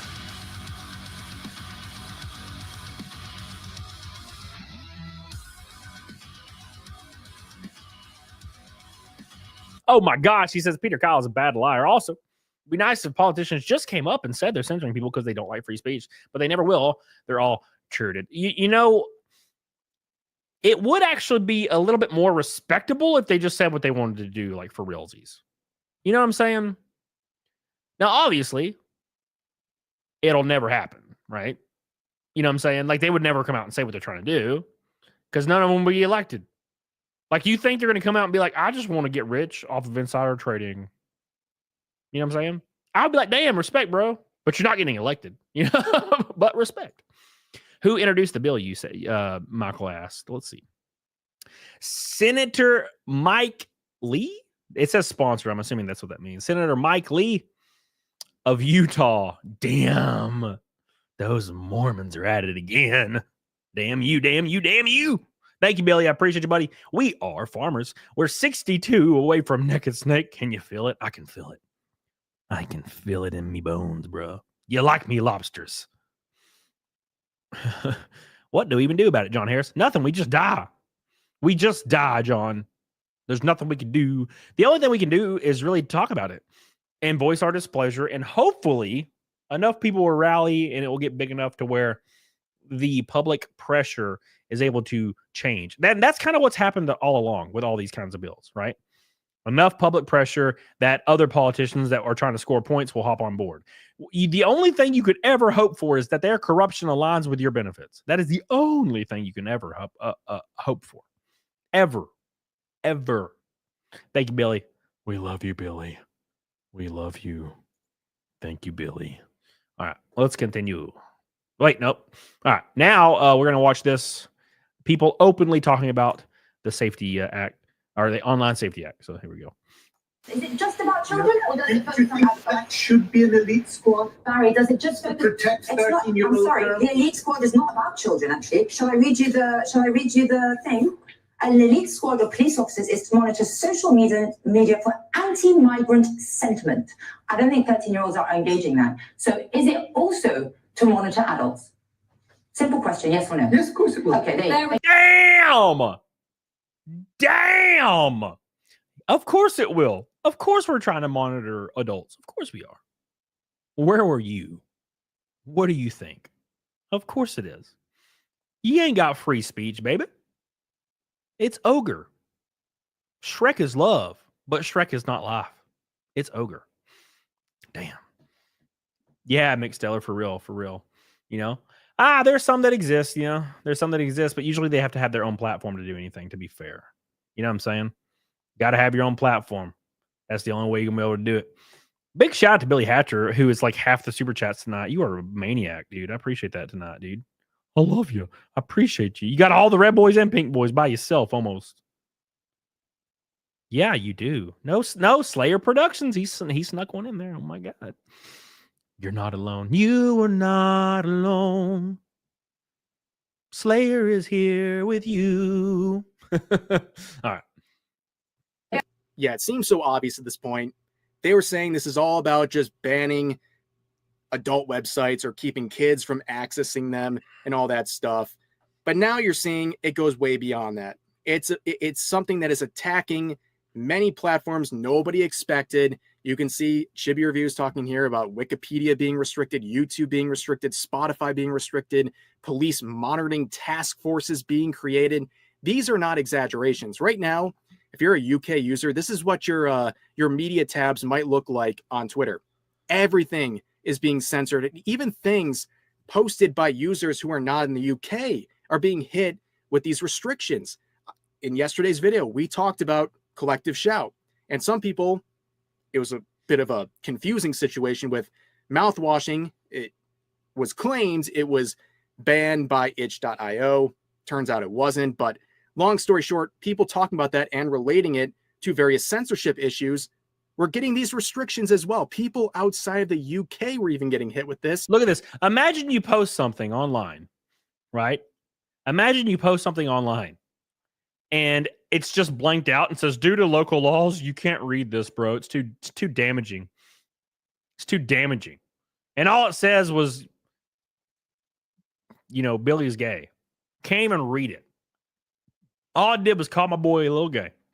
And you can't even read it. Amber Caldwell, what's up, baby? Can't even read it.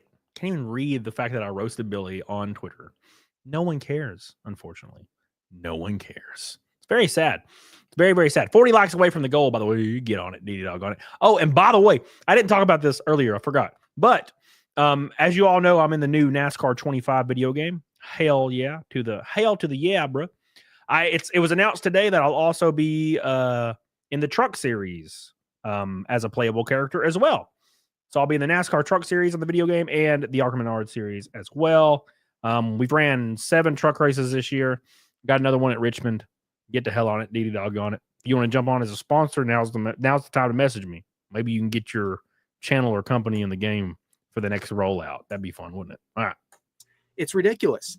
Discord has had its own rash of age verification issues already. I've seen examples of people saying certain things like, oh, my friend over here is 10 years older than me. The system goes, uh-oh, you sound like you might not be an adult. And then they require that person to hand over their ID to get access to their account, when in reality, they might be 30 years old. She was a 37-year-old kid, you sick fuck. Right? And now people are getting around the age verification by using Death Stranding photos. Yeah, they're using the photo mode from this game and somehow getting past it, including the authors of this article who tried it out for themselves and were successful in getting past the system. That's how stupid all this is. Well, anything that's like ran technologically by the government is always a pile of dog shit.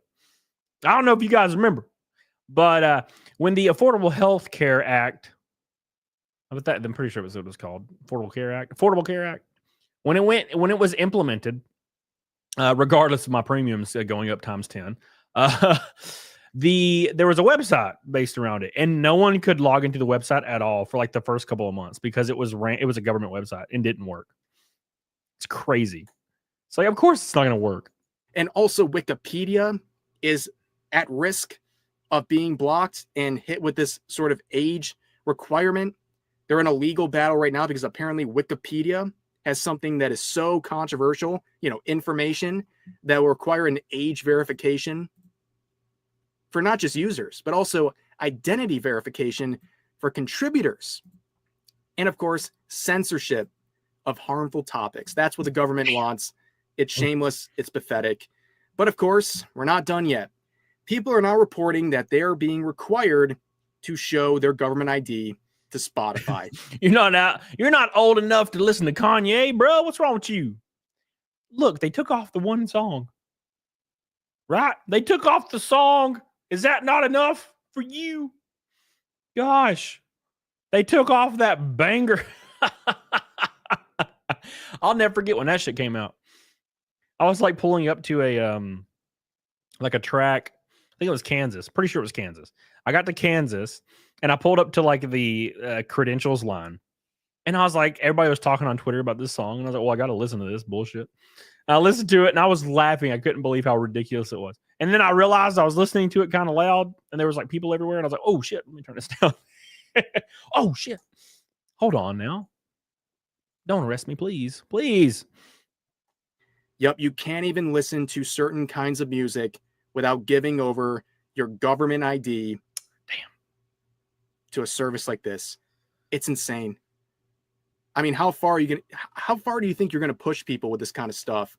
It's ridiculous. And we're not even getting... All right, guys, to log into Roblox, you have to give a government-issued ID.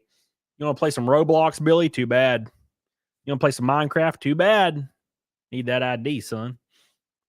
Yes, that it chases the public. Yes, I didn't realize it. I didn't realize how bad it was going to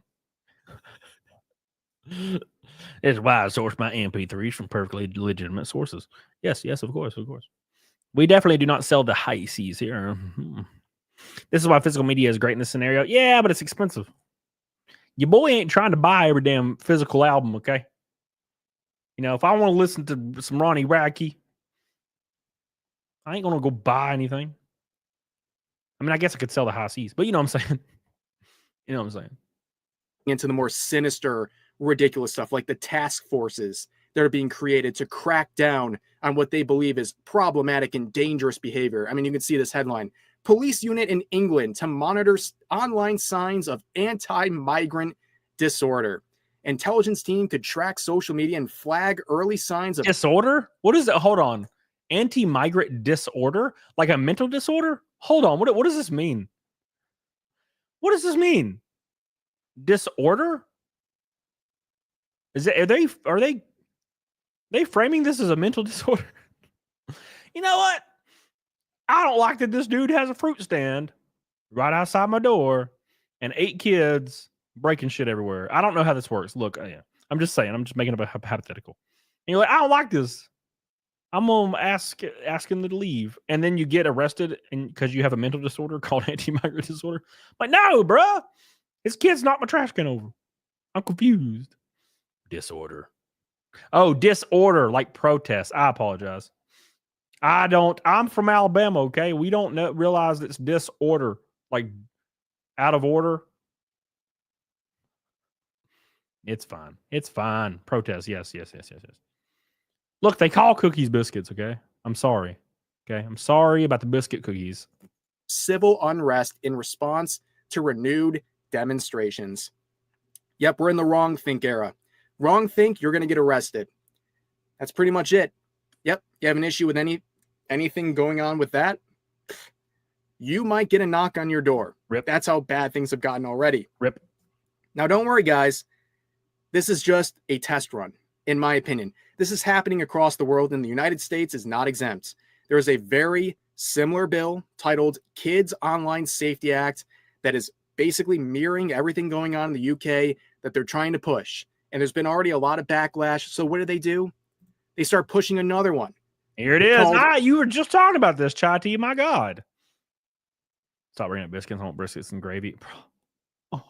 Oh. Yeah, dude. There is nothing better, Chai Tea, than being in a freaking cabin and it's snowing. And you got some biscuits. And it's like dusk. Fuck. Bro. Love it, dude. Man, if only they didn't give up their butter knives, they'd be able to overthrow the government. Amateur says, Tim is right. Tim was right all along. He was right all along, damn you. Damn you. Yeah, man. There's no way out, dude. Thank you, Amateur. Appreciate you, baby. I love you. I appreciate you, brother. The Screen Act, which is basically the same thing. Yep. They are trying very hard to introduce this stuff to the United States. And we must protect children, everyone. We got to protect the children. Come on. So this is how democracy dies. With thunderous applause. That's how it works, man. That's how it works. Do you guys not remember public executions? Like not that long ago? Like 100 years ago? Shit, I mean, there's more recent obvious examples for like electric chair and lethal injection and stuff. But I'm talking about like public executions, like hangings and shit. It wasn't that long ago. Do you think everybody that was watching was like sad? No, they were cheering. They were like, hell yes, death. I was told by the newspaper this guy was bad. Therefore, I want to watch him die. And I will cheer as I do so. You know what I'm saying? Across the world. And if YouTube starting to make their own age verification process and screening isn't a hint enough, stuff like this should be. They're prepping for what might be a reality in the United States as well. And we've seen the disastrous effects in the UK. And if you're seeing what's going on here, yeah, you should be disgusted and very concerned. Now, I'm going to end this video on a very light note, okay? Don't worry.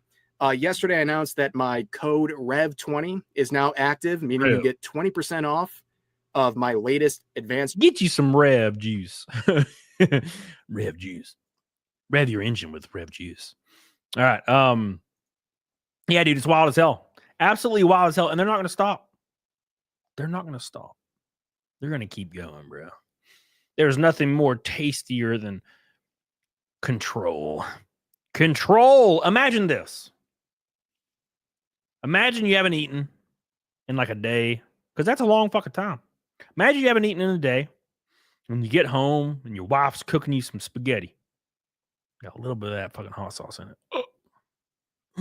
Fucking sliced up tomatoes. A little bit of that bite. You can freaking taste the indigestion. Got some angel hair pasta. Fuck. She got some garlic bread on the side. Oh my God. And not Texas toast, bro. Some real shit. And she's got her ass out like she's in a thong for some reason. You're like, bro, I will die right now for this. I will die to have all this in my face. That's how they feel about control. That's how the government feels about taking your rights away and controlling everything you do. It's the same way that I feel about my girl in a thong cooking me spaghetti. Same way I feel. Because I need it in my life.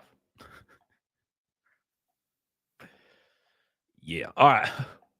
All right, boys. Amateur, my bro. Amateur is the bro.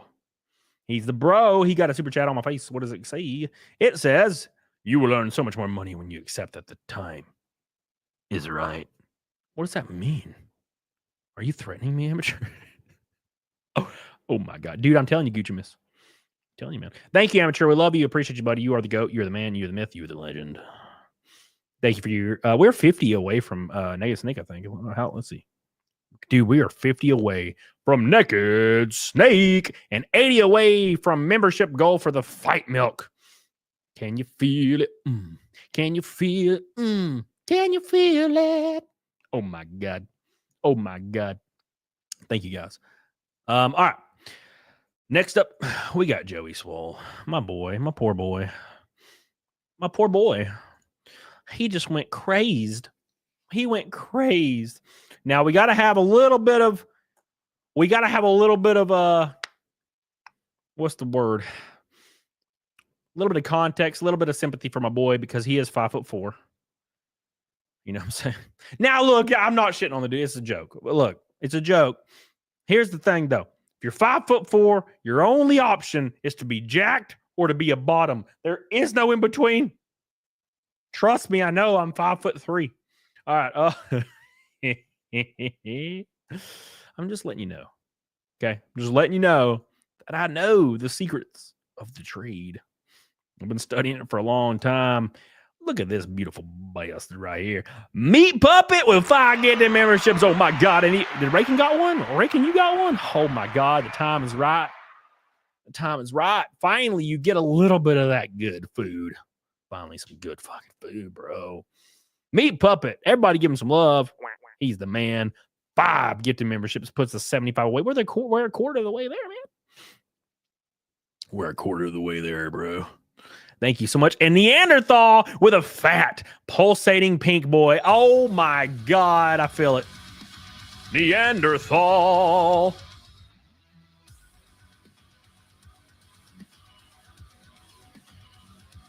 I can't believe my eyes. Neanderthal has got us over the mark. We are now at Naked Snake. Oh my God.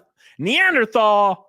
He gets us there with the help of a lot of beautiful people. Slayer, Holy Ozone, Rakin, Amateur. You guys know who you are. Slayer.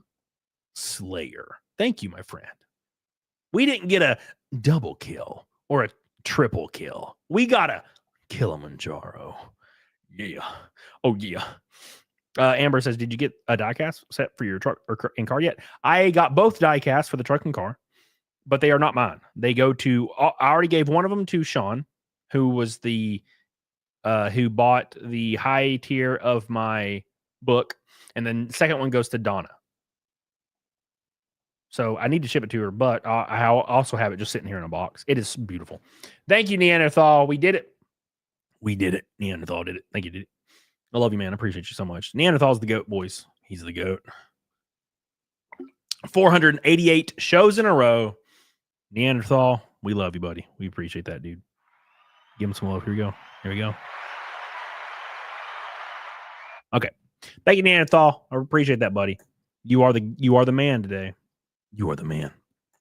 Well, just a Batman. Last public execution was 1936 in the U.S.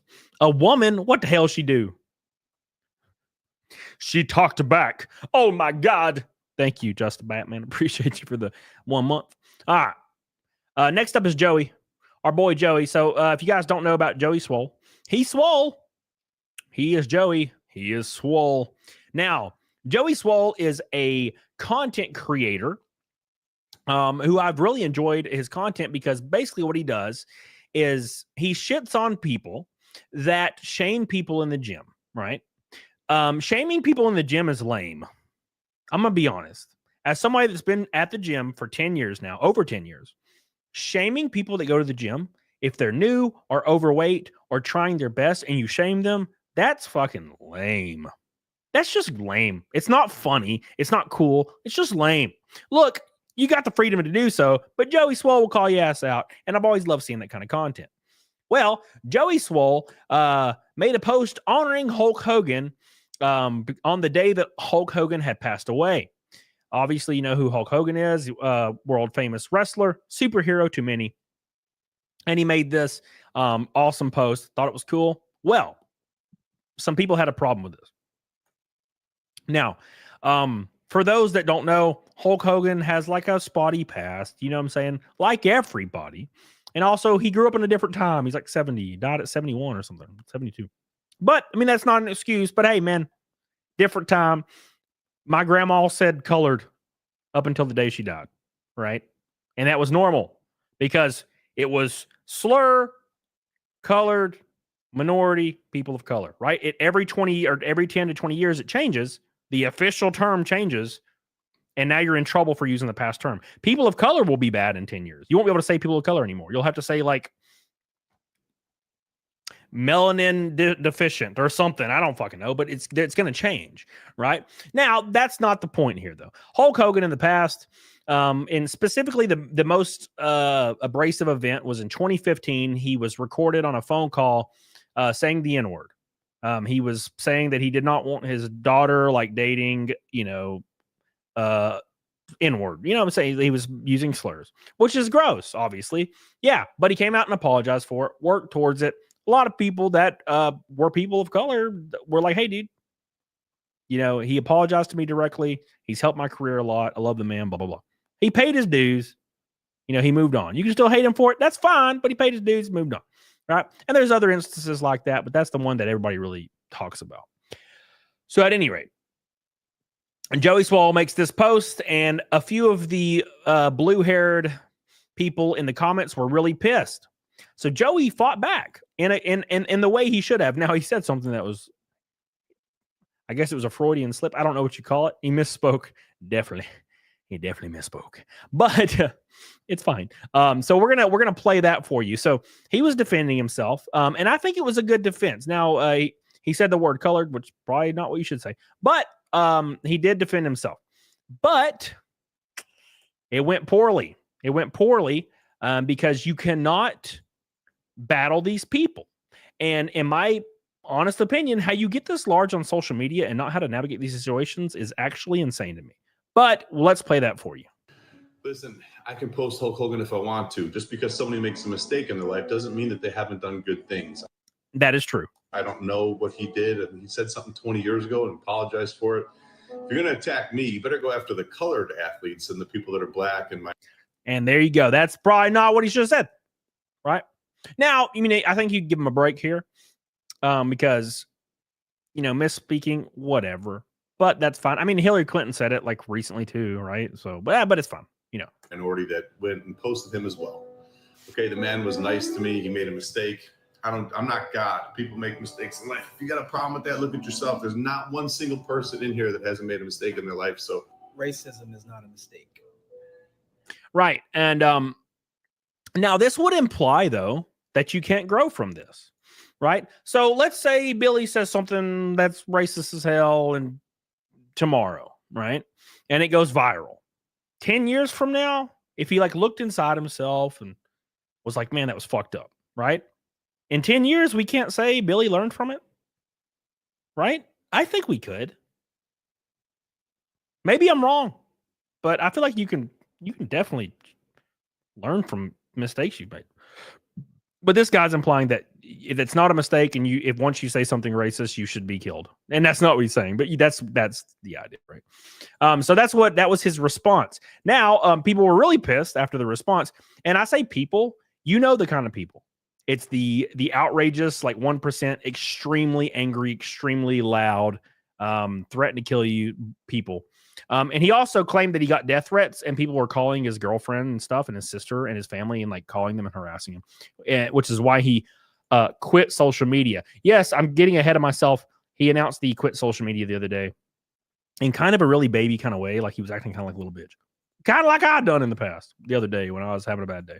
I was having a bad weekend, man. My dog, racing, everything was just not lining up correctly. And it happens, man. It happens. But here's his second response video. Now, this is the one that everybody cringed. If you're going to apologize to the 1%, you're going to piss off the 99, right? And he made this unfortunate mistake. Everything he's done up to this point, I feel like was valid. Misspeaking with the colored thing, probably not the right thing to do. But other than that, I think it was a valid point. And this is where he went off the rails and everybody turned on him, right? I owe my followers, my community, and all of social media an apology. All of social media. A few days ago, I reposted an old video of me in the gym wearing a Hulk Hogan Halloween costume on the day that he passed. Last night in my live stream, a lot of people expressed how upset and frustrated they were with me that I had posted that. Instead of listening and understanding like I should have, I became defensive and said that I was posting to celebrate the wrestling icon, the person that so many of us looked up to as kids that we grew up with, that made us tear our shirts and take our vitamins. And there's nothing wrong with that. You can dislike the man Terry Bolley. I can't say his name. Blah, blah, blah. You can dislike the man, sure, but his character inspired kids, man. You know what I'm saying? I don't think there's anything wrong with saying that. Is it wrong for me to say that, you know, I enjoy The Pianist, right? I like the movie The Pianist with Adrian Brody. I thought it was great. Do you know who directed that film?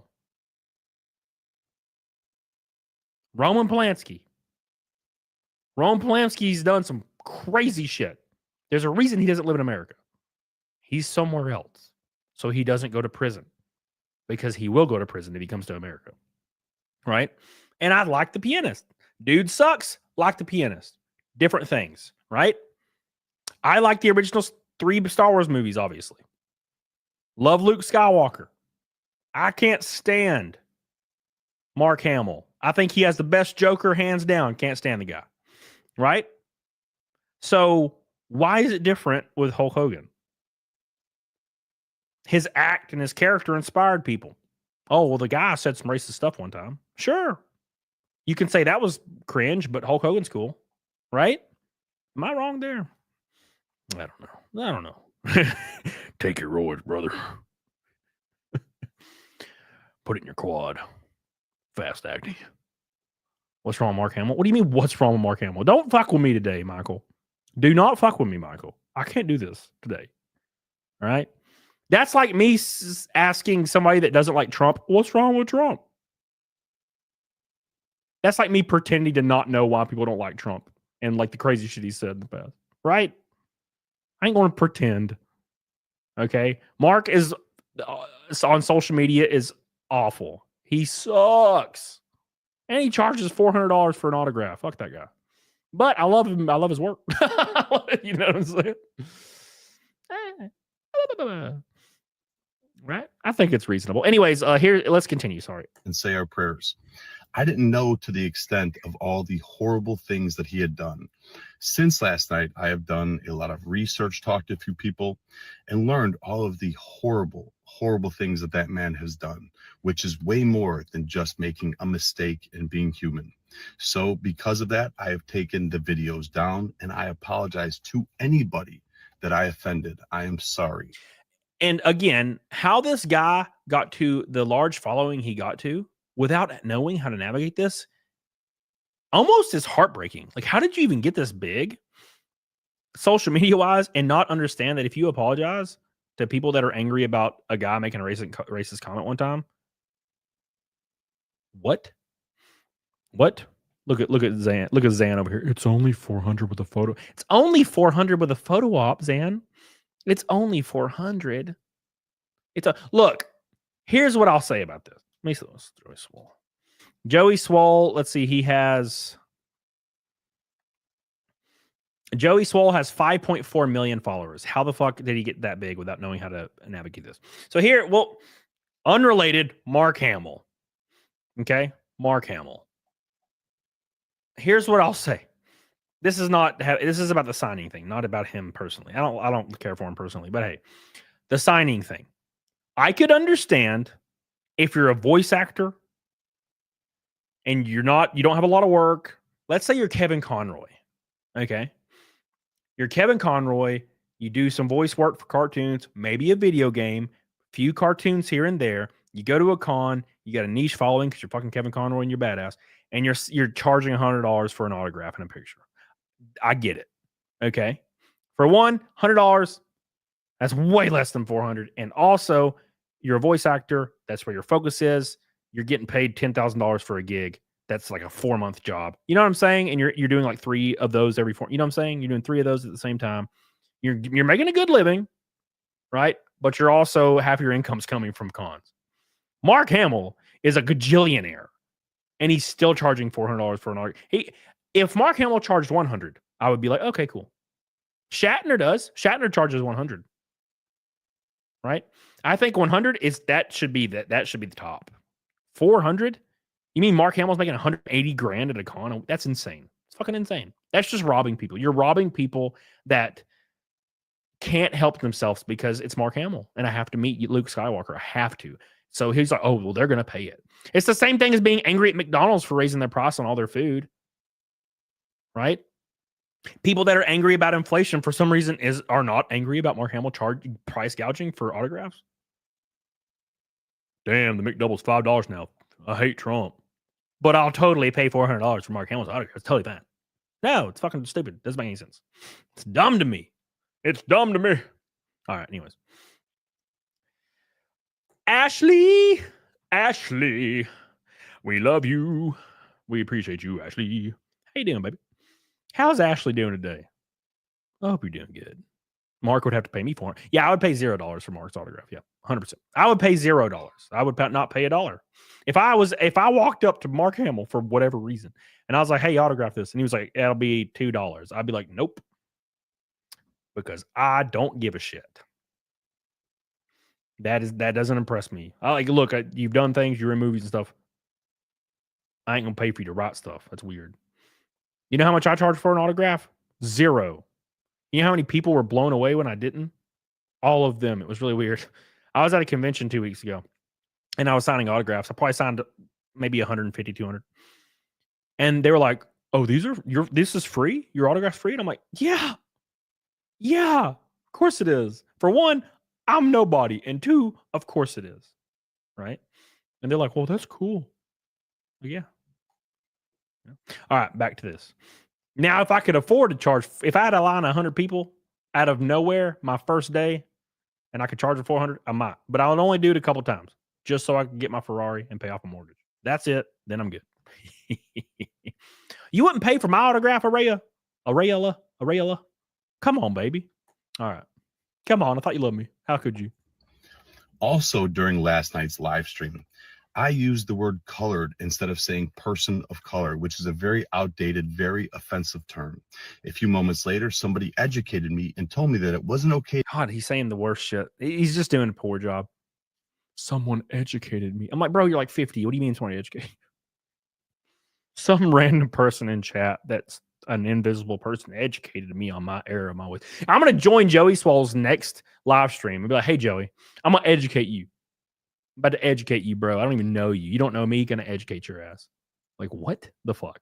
To use that, which I immediately apologized to everyone and said I would never do that again. So once again, to anybody that I offended, I am sorry. You know, my whole page, my whole brand is based on holding people accountable and doing better. I would be a hypocrite if I didn't hold myself to the same standards. I am human. I am still growing. I am still learning. And I promise all of you, I will do better. I have nothing but love and kindness in my heart. I will continue to try to make the world a better place. And once again, to everybody, I apologize. He has nothing but love in his heart, but nothing but disrespect now from everybody that used to care about him. No respect anymore. And no one's going to respect you. And look, I'm going to be completely transparent. I think that his heart is probably in the right place. But that's not how these things work. You know, it sounds scripted. Well, of course it's scripted. Yeah, of course it is. 100% scripted. So after that, Joey Swoll said he was leaving the internet because he pissed off about probably 100 people, right? So Joey Swoll pissed off probably 100 people, right? Well, when he apologized in his scripted way to the 100 people, he pissed off about 10 million. Therein lies the problem. So he saw a little bit of hate come in and he was like, fuck, I got to apologize. I'm freaking out. And now his DMs are probably 1,000 message requests from people telling him to unalive himself. And now he's like, fuck, well, I'm leaving the internet. You know what I'm saying? So that's how he is. What's up, Mary Ann Maldanuda? How you doing, baby? Why is your PFP so sad? It's like the garbage guy. It's trash. What's his name? Ernie? I don't remember his name. Yep. It's the problem. Yeah, exactly, Raken. It would be completely different if he apologized, right? And to be fair, the climate would be different if it worked this way. So if people that were like unhinged, that had no, like they had impossible standards, if they were like good respect on Joey Swoll, respect, like across the board, and then people on the right, I guess you would assume people on the right, I don't know, you know, people that are on the other side of the aisle would also not have the same reaction to the apology going the other direction because people on the left don't have the equal reaction, right? So everybody, no, it would probably be that's kind of how PR worked back in the day. You know, in the year 2000, if somebody said something crazy, they'd apologize, and everybody kind of was like, all right, cool, right? Now it's different. Because if you apologize to the mob, now everybody on the opposite side of the mob hates you now. Because you're like, wow, you're a bitch, right? The same rules don't apply anymore. So that's the thing, man.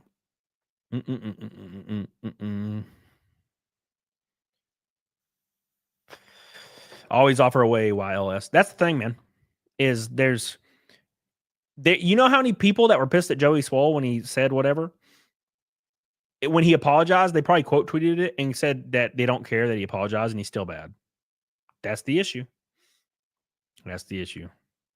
All right. So here's his post where he goes on a damn tantrum. Let me find it. He probably removed it. Nope, there it is. All right. So this is his post on his. It was on all his social media accounts. Of him being like, I'm leaving Twitter and everything forever. All right. And I'm going to be, look, this is probably a bad take, but the way he kind of words things kind of sounds like a little egotistical and narcissistic. Because he's like, I've done so much good and no one cares. And I'm like, hold on. If you have to say, God, I did so good. I helped so many people. I'm such a good person. If you have to like preface that, kind of feels like you don't really mean it. Like you don't help people to say you help people. You help people because it makes you feel good in your heart. You know what I'm saying? It makes you feel good in your heart. Meat puppet. That's why you never apologize to either side. Can you give both sides a middle finger? Yeah. And look, I'm not going to pretend that there's situations where that's not the correct thing to do. I'm not going to tell you, there's never a reason ever. You should never apologize, right? There's shit you could that would possibly happen that I could understand. You'd be like, look, dude, I flew off the handle. I'm sorry. Here's a public statement. I'm a dumbass. I've seen it.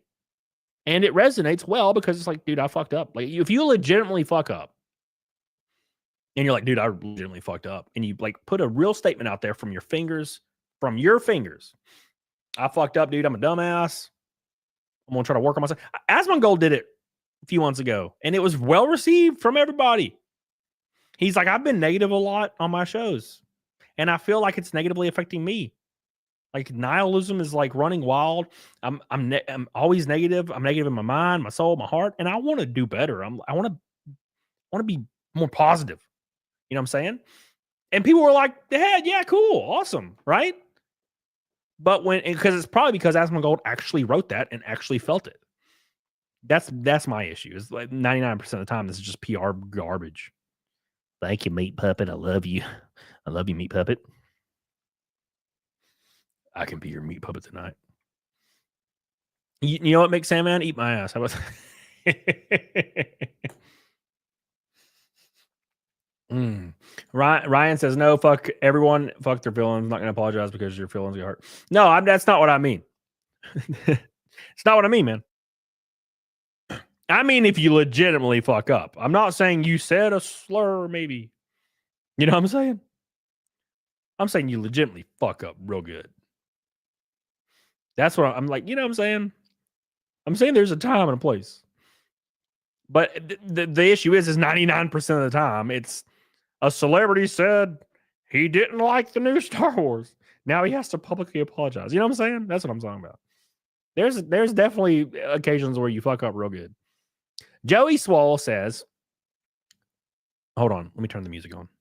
Here we go. You ready? You guys ready? This is what Joey Swoll said after getting cannibalized by everybody after apologizing to the mob. Here we go.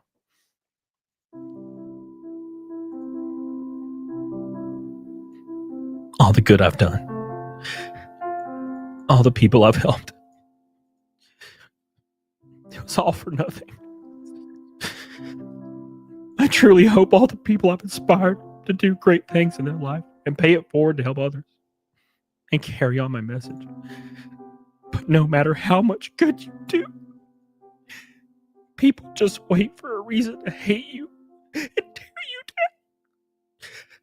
down. You either die a hero or live long enough to become a villain. Thank you for your support. I'm done.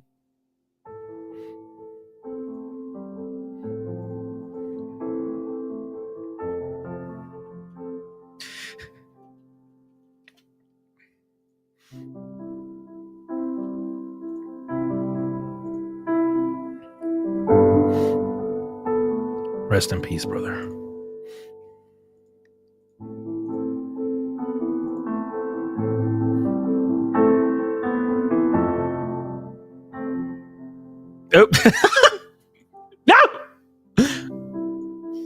We'll miss you, Joey Swoll.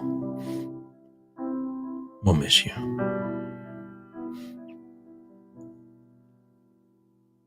All right. It got me. Abs. Oh! Ab jump scare got my ass. Oh, by the way, Joey Swoll also made another statement after this. So let's join that statement. Mr. White, look, I'm trying to have a good time. Where is it? Okay. Where's the Oh, that looked like that lady working out. It looked like I knew her. All right, let me find it. Okay. Where's it at? He made another statement. Where's that? It was about getting death threats and stuff. Where is it? Where is it? Where is it? I'm a professional streamer. Okay, here we go. Hey, amateur says bleeding out, dying. I'd rather die. Based. What's up, Mortal? How you doing, buddy? Sounds like Joey lost him's balls. He lost him's balls. We are 75 memberships tonight to Fight Milk. Closing in. Big shout out to Holy Ozone, Rakin, and Sloosher. We appreciate you, boys. Always good to your boy. I love you. All right. Okay. Thank you. Guys. Appreciate you guys. Thank you, amateur. Appreciate you. We're in overtime right now. All right. Here's the next statement that Joey Swoll made in front of God and everybody. This one's a little bit better. And it's kind of not really about the thing. It's about why he said he's leaving. It's a little bit better. It's a little bit more concise, and I feel like it's less PR written. It's kind of like he's talking about what's going on, you know? So it says, a lot of people upset with me, calling me weak and a quitter. Or worse. What could be worse? What could be worse? Actually, you know what? Hold on.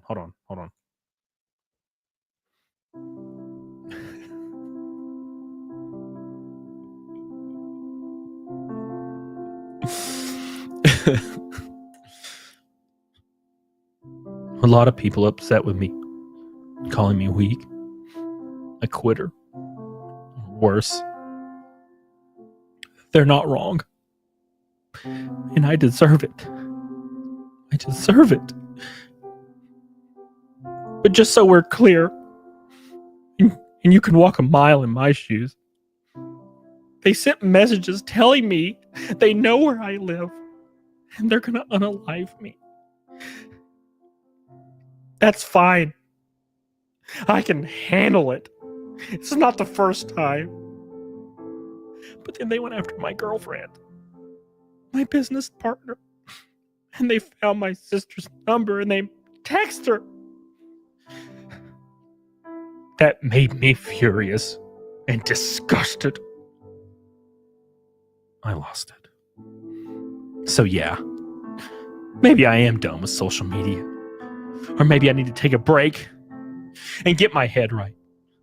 But I will say, there are so many incredible people being supportive and telling me how much I've helped them to be stronger and to keep fighting.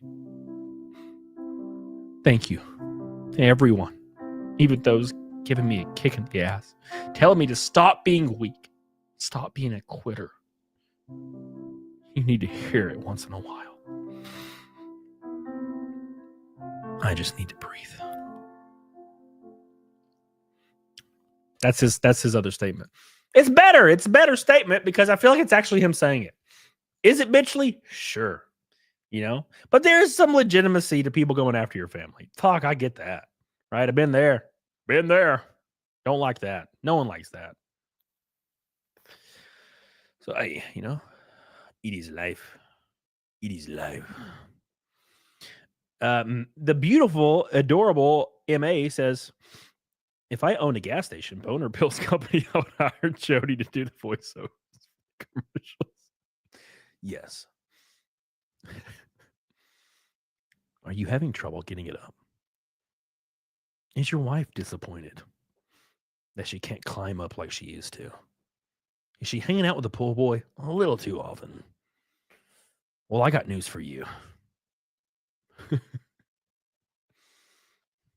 Max Erect, the new pill for young adults and old adults that identify as male. Hey, amateur. I miss my wife every day until I get to see her. Then it's worth it every day as long as it takes. I loved her. Whatever it takes. What the hell? What? Hold on. Did I miss something? Are we back on the spaghetti thing? Are we back on the spaghetti? Where she got the thong on? Bro. That's my fantasy. You ever watched Happy Gilmore and it starts playing the music? The Happy Gilmore fantasy music, you know, where he's like, it's like he's like thinking about his fantasy.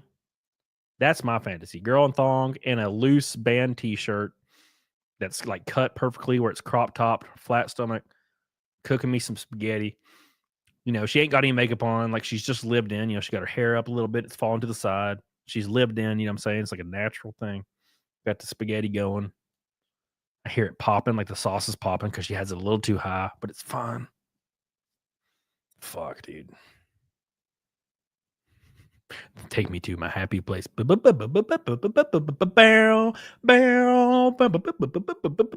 barrel, barrel. Freddie, don't act like you don't know.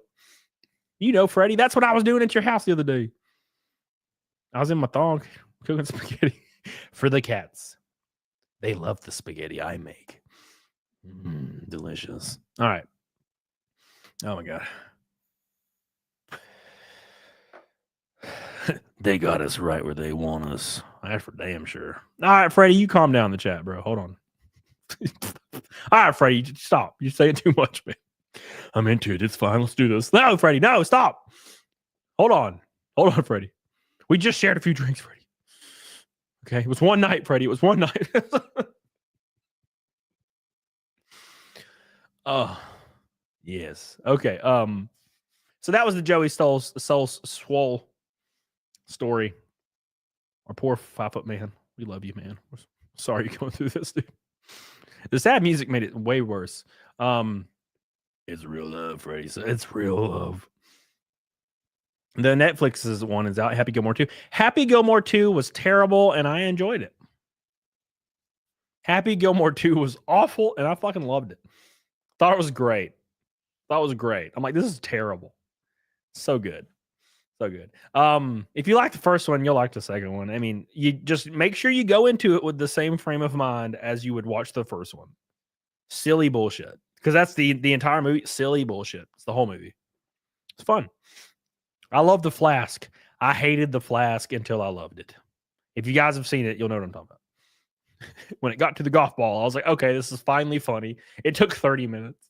Love it. All right. Ryan Stevens says, I bet his tears taste like steroids. Man, I tell you what, I wish I could lap them up.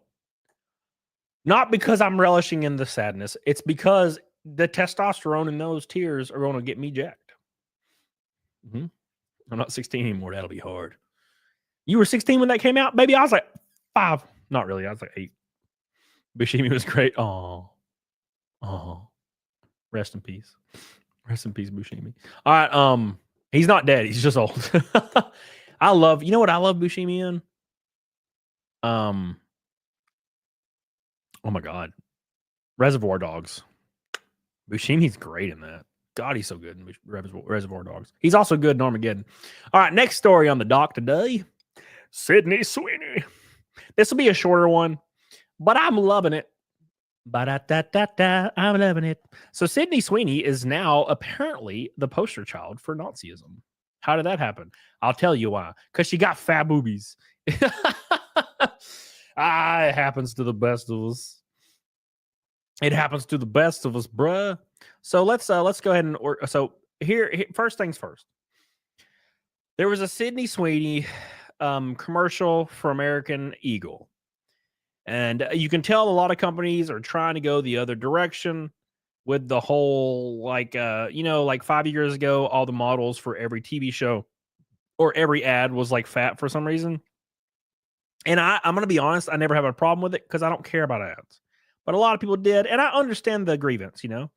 I love hot women as well. I think we all do. You know what I'm saying? But I digress. A lot of people don't like hot women, specifically women that are insecure. They hate hot women. And I totally get that too. I don't like Joey Swoll because he's ripped, and I wish I was ripped, you know. I got my winter body on. Still vascular, but got a little bit of that pooch on me. You know what I'm saying? A little pooch. I can lift 400 pounds, but I got a pooch. So there was an ad, and the ad said that she has good genes, and it was about American Eagle jeans, denim. Okay. So here's the, oh God, it's loud. Somebody do something. All right. Stop. All right. So here's the ad for some context, boys. Okay. Here's the ad for the context. So here's the ad that everybody's pissed off about. Offspring, often determining traits like hair color, personality, and even eye color. My genes are blue. Sydney Sweeney has very genes. I'm not here to tell you to buy American Eagle jeans. And I definitely won't say that they're the most comfortable jeans I've ever worn.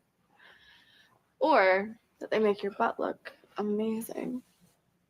Yeah, dude, I'm digging this. Why would I need to do that? But if you said that you want to buy the jeans, I'm not going to stop you.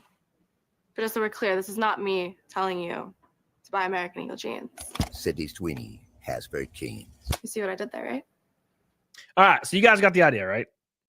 You got the idea. Yes, she has a great voice too. Love it. So, here's the issue.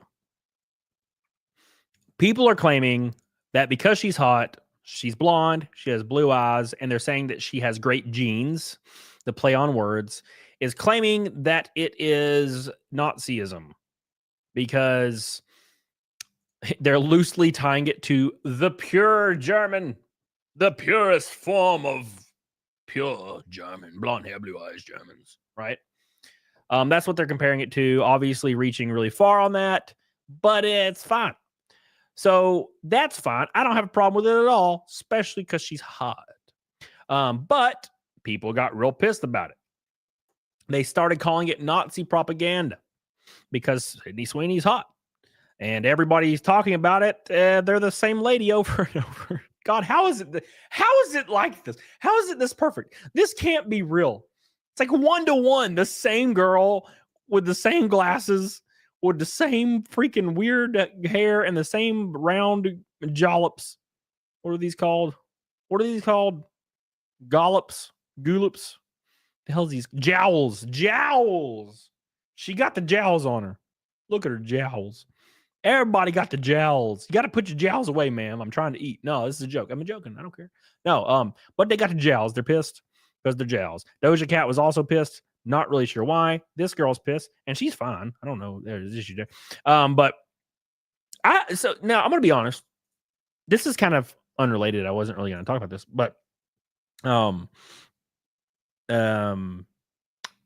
this lady, who's a fairly attractive woman, says it's so difficult to grow up as a person of color, especially a woman, and view yourself as beautiful.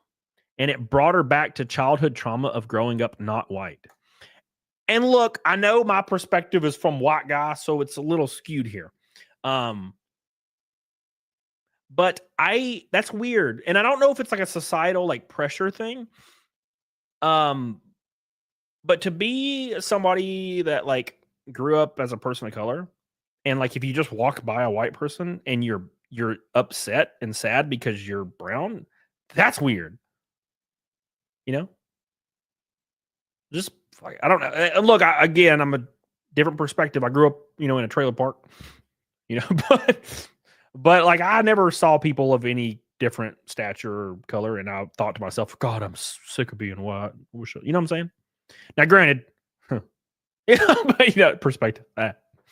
As Shane Gillis would said, we kind of rule, kind of badass. No, it's a joke. You know what I'm saying? But yeah, so that's kind of something I found interesting. It's like, I hate myself. It's like, why? Stop hating yourself. But yeah, everybody's super pissed at it. And give Sydney Sweeney the medal of freedom. He fired that boy. But Fox News tweeting this shit out, unironically. And they getting in on the grift. The grift. Put your foot on the gas, they're saying, American Eagle. Put your foot on the gas, please, now. People are saying that Sydney Sweeney's actually not attractive. She's like a very solid 7-ish, you know? But that's the thing. Like, that's what makes her attractive, is the fact that she's like the girl next door. A lot of people don't understand this. They don't understand what this means. This is unrelated. Girl next door vibes. A girl with a button nose. She got a good face, got a solid body. She seems like she's cool, and she's not like a supermodel. She girl next door vibes. You grew up in the trailer park. She's 2 trailers down, bro. She looks like a damn piece of freaking ice cream. She looks like vanilla ice cream. You know what I'm saying? That's the point. She looks attainable. Like, I've hooked up with girls that look like Sydney Sweeney. Shit, PDH looks better than Sydney Sweeney. You know what I'm saying? So attainable. Just like PDH. Very attainable. No, right? So that's the point. People are like, she's not even that hot. I'm like, yeah, that's the point. Is she's a normal, she's like above average, girl. Right? Which, to be fair, the contrast is outrageous to what we're used to. We're used to like hairy dudes like in the ads for some reason. I'm like, hold on now. This person says this is problematic. Sydney Sweeney's jeans adverts and photos shouldn't be celebrated, and we shouldn't be cheering it on. This is harmful to women and young girls who have an unreal expectation forced upon them that it's okay to wear double denim and not be laughed at. Oh, this was a joke. You fucking got me. He got my ass. He got me. Melanie had a pretty bad take. I love Melanie, though, so context. Preface this, love Melanie. She says, a reminder that Sydney Sweeney takes her clothes off for money and is a glorified prostitute. I disagree. Just because she makes liberals mad doesn't mean we should be propping her up as a conservative icon. I don't think people are. I think they're cropping the ad up as a return to normalcy. I don't think she's a prostitute, though. Although if she was one, I'd be like, what's your rate, baby? What's It's a joke. It's a joke. But yeah, so everybody's mad at that. And to make a long story short, they're saying it's basically Nazi propaganda. And again, not like you've made the word mean nothing, right? In the year 2000, if you like brought up Nazism and you like called people a Nazi or said, it meant something. It meant they were doing something fucking vile, right? Like when you told somebody they were a Nazi, like it meant they were like a neo-Nazi. You know what I'm saying? Like they were fucking real. Like they were carrying a swastika. They were fucking bad people. Now it's like, oh, you don't want to pay taxes anymore? Nazi. And I'm like, whoa, hold on. What does that have to do with anything? You know what I'm saying? It's just how it is. So the word has completely lost its meaning. It's very unfortunate. Because I think it needs to exist. The history narrative needs to exist. But it's almost as if people now don't even care, right? This person, Shaniqua, says, posting dilute. Oh, this is a troll post. It says, Sydney Sweeney pushes literal fascist propaganda, ushers a full race war, gets insane pushback by liberals, no apology, no fucks given. Yep. Well, that's what you do. There is obviously clear intent with this ad. The clear intent is hot girl, good jeans. That's the end of it. If other people want to make it about something else, they're totally allowed to do that. But if she came out and apologized and cried, everybody would be like, yep, she sucks. We hate her now. Right? Mary says, I'm technically a ginger. Oof. And I'm also mixed race. Oh, fuck. I don't get all the hate of these normal shaped women jealous yet. Did you like my joke, Mary? How I acted in disgust. Ooh, ginger. Ooh, mixed race. No, it's a joke. Oh, God, that's funny. You got both. God, you got hit with both of them. Damn. That's like being born with one leg and one arm. Damn you. How could you? Got hit with both of them. Damn. I'm a ginger. Let's mix them. Mick, you're a ginger? I'm tired of gingers. I'm sick of y'all. Devin, fucking you. God, Mary now is a ginger. Please stop. What's up, Donna? How you doing? Yeah, exactly, Freddie. All right. That's the Sydney Sweeney story. Next story. Next one, you're real now for something you're really gonna like. I'm excited. I gotta find the DM for this, actually. I think I bookmarked it, but just in case I didn't, I got to find the DM because I'm pretty sure it's on Instagram. I got a story for y'all. It's going to make your balls hurt. Hope you guys are ready. Where is it? Where is it? There it is. Oh, yeah. Heck yeah, boy.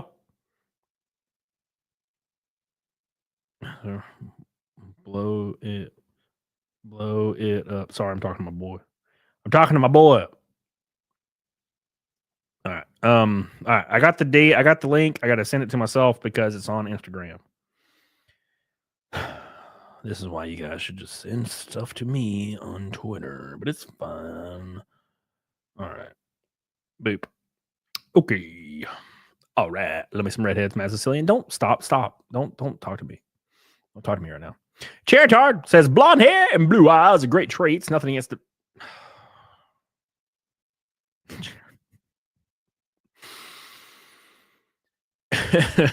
Fuck. Your super chat's wild, son. Bro. It's just Brandon more Brandon. Yeah, I get what you're saying. God, fuck. Trying to make me read some crazy shit, aren't you, buddy? I'm gonna get him to read this one and really fuck everything up. All right. Look, here I'll explain my take. So here's the thing, right? By the way, 75 members away from the goal. Here's my take. My take is I think things should reflect the actuality, right? And what do I mean by that? If something takes place in Victorian London, make everybody white, probably, or various degrees of white.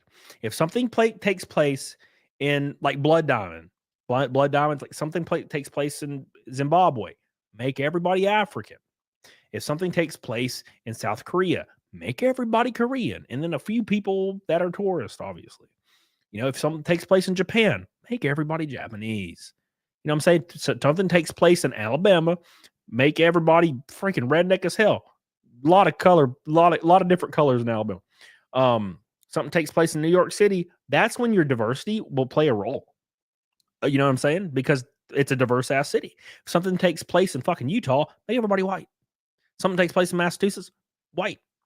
I think it should match whatever is actually going on, right? If you make a Lord of the Rings that is obviously based in like Europe, like let's be fair, it's based in like Europe and Norwegian countries. Like if you just start making everybody random colors, it makes no sense and it destroys immersion. Is there something wrong with people being different colors? No, not at all. But when you have a secluded village in between two cities in Europe in the medieval period, every one of them being literally like there's a black dude, there's an Asian lady, there's a white dude, there's an Indian guy in this undisturbed village. How the fuck did they get there?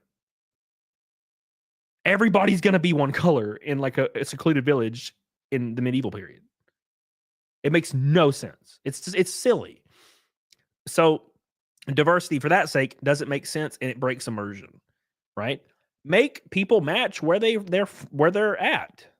New York City, that's a great example to like put a lot of diversity in there because it's a diverse city. You know what I'm saying? London, you can do the same thing in London, right? But doing it in like fucking like Victorian London, that makes no sense at all. You know what I'm saying? That's my point, right? It just gets a little silly. It gets a little silly. You missed my last super chat territory. I did not. You son of a bitch.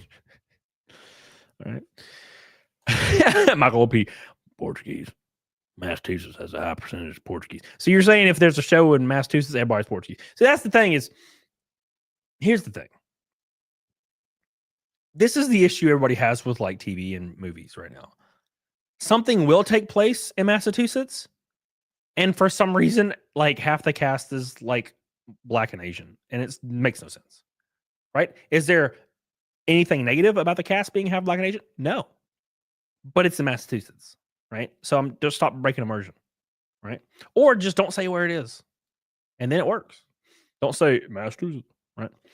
And I'm pretty sure Massachusetts is like 98% white. That's why I'm saying this, and I'm not saying that it should be let's praise the whiteness. I'm saying like if it took place in Egypt, everybody should probably be Egyptian or like places surrounding places like that. You know what I'm saying? That's all I'm saying. Race demographics. I'm pretty sure they're pretty high. Oh, it's only 70% white. There's one state that's like 98%. Is it? Which one is it? It's not Massachusetts, yes. Asian. It's a lot. There's a lot of high Asian population there. It's what state is that? I don't remember. There's one of the states up there that has like a 98% freaking Maine. Oh, Vermont. It's probably Vermont. And keep in mind, we're talking about like why movies should have certain like diversity in there. Vermont is 90% white. Damn. Yeah, that's a lot. Asians too. Yeah. So if something took place in Vermont, you'd want the cast to make sense for immersion and to not piss people off. You make the whole cast white with the exception of one character, because that would match statistics, right? And now if it took place in fucking New York City, like I said, you could make it. You could do whatever you want because whatever you do will reflect the city, right? So, Rhode Island, Massachusetts, purple. Massachusetts. All right, next story. A never-ending story. All right. A never-ending story. All right. Oh my God. Let's see if this is in the news yet. Oh, it is. Pull this up too. Where's this at? July 22nd.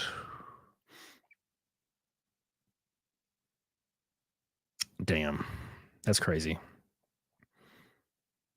All right, here we go, boys. This story is going to blow your cheeks. I hope your cheeks are ready because it's about to get crazy. Where's my tab at? Where's my tab? Oh, that's even better. Let's do this. Oh my word. All right, here we go. Hey, make sure you guys like the stream. We're almost at 300. Damn, we have a lot of people in here. We got a quarter of a grand. How you guys doing? What's up? Like the stream. We already killed Naked Snake. You can see it at the bottom. 525 out of 500. We are 25 out of 100 members to Fight Milk. I've changed the goal. I've made it more accessible, right? Because I know I have people come in that will drop like 20 memberships randomly and they don't super chat. And I'm like, well, I need to like reward these people with my silliness, as DSP would say. Can we get some support for my silliness, please? This is my favorite DSP quote. 600 people on Cecil stream. You know what? Fuck Cecil.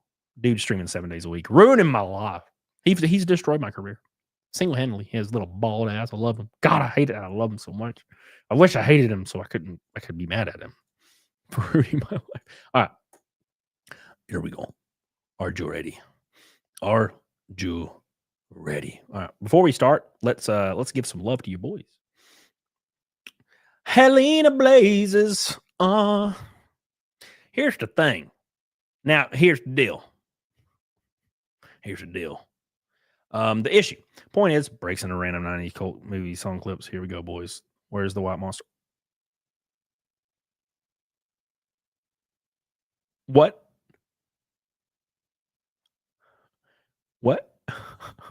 Random 90s cult classic movie song clips? This is not a movie. Oh yeah, tailspin. Tailspin. I'm going off the rails. Chip and Dale Rescue Rangers. They're in danger. You know it never fails when you pull your pee out your pants and squirt on Freddy. He's probably not even in here. Thank you, Helene. Appreciate you.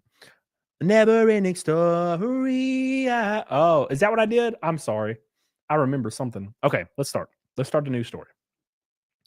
Thank you, Helena. We appreciate your love and support in the cult of the Famil. The Famil cult. Okay. Oh. Chip and Dale. Rescue bad. Damn you. Chip and Dale. Wonder Angel. You know what never fails. Gonna take my balls. Slap Freddy right on his cat's walls.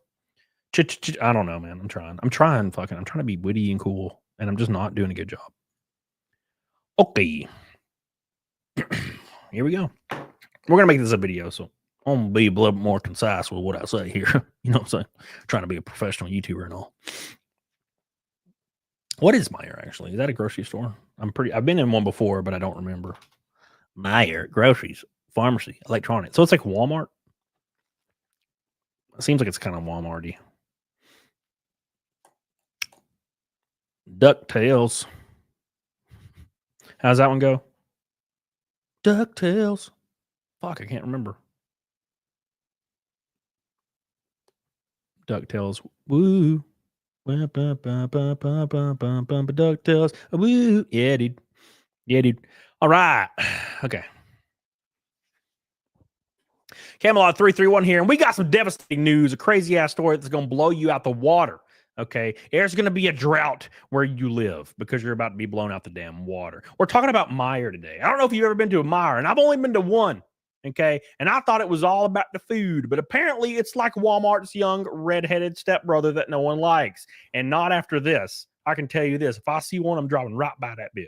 And I'm going to speed. I will risk getting pulled over so I don't have to go to Meijer anymore. Why? Because there's crazy stuff going on at Meijer. Somebody has died. And the story behind it is insane. And I'm very surprised no one's talked about it. So we're going to talk about it today. So make sure, before we get into this sauce, you like the video, you comment down below, and you give your boy some love. Because if you do not, under YouTube's new rules, your view no longer counts. So give it some love, give it a kiss, and let's start this show for the boys. So here we go. Check this out right here. Okay, here we go. I wonder what PB means. Don't worry about it. It's fine. I have no idea what that bookmark means. I have no idea what the PB is. It is the peanut butter and jelly. It is how to make a PB&J. The perfect recipe. All right. Here we go. So this right here is on the r/Meijer subreddit, and it says, team member is dead.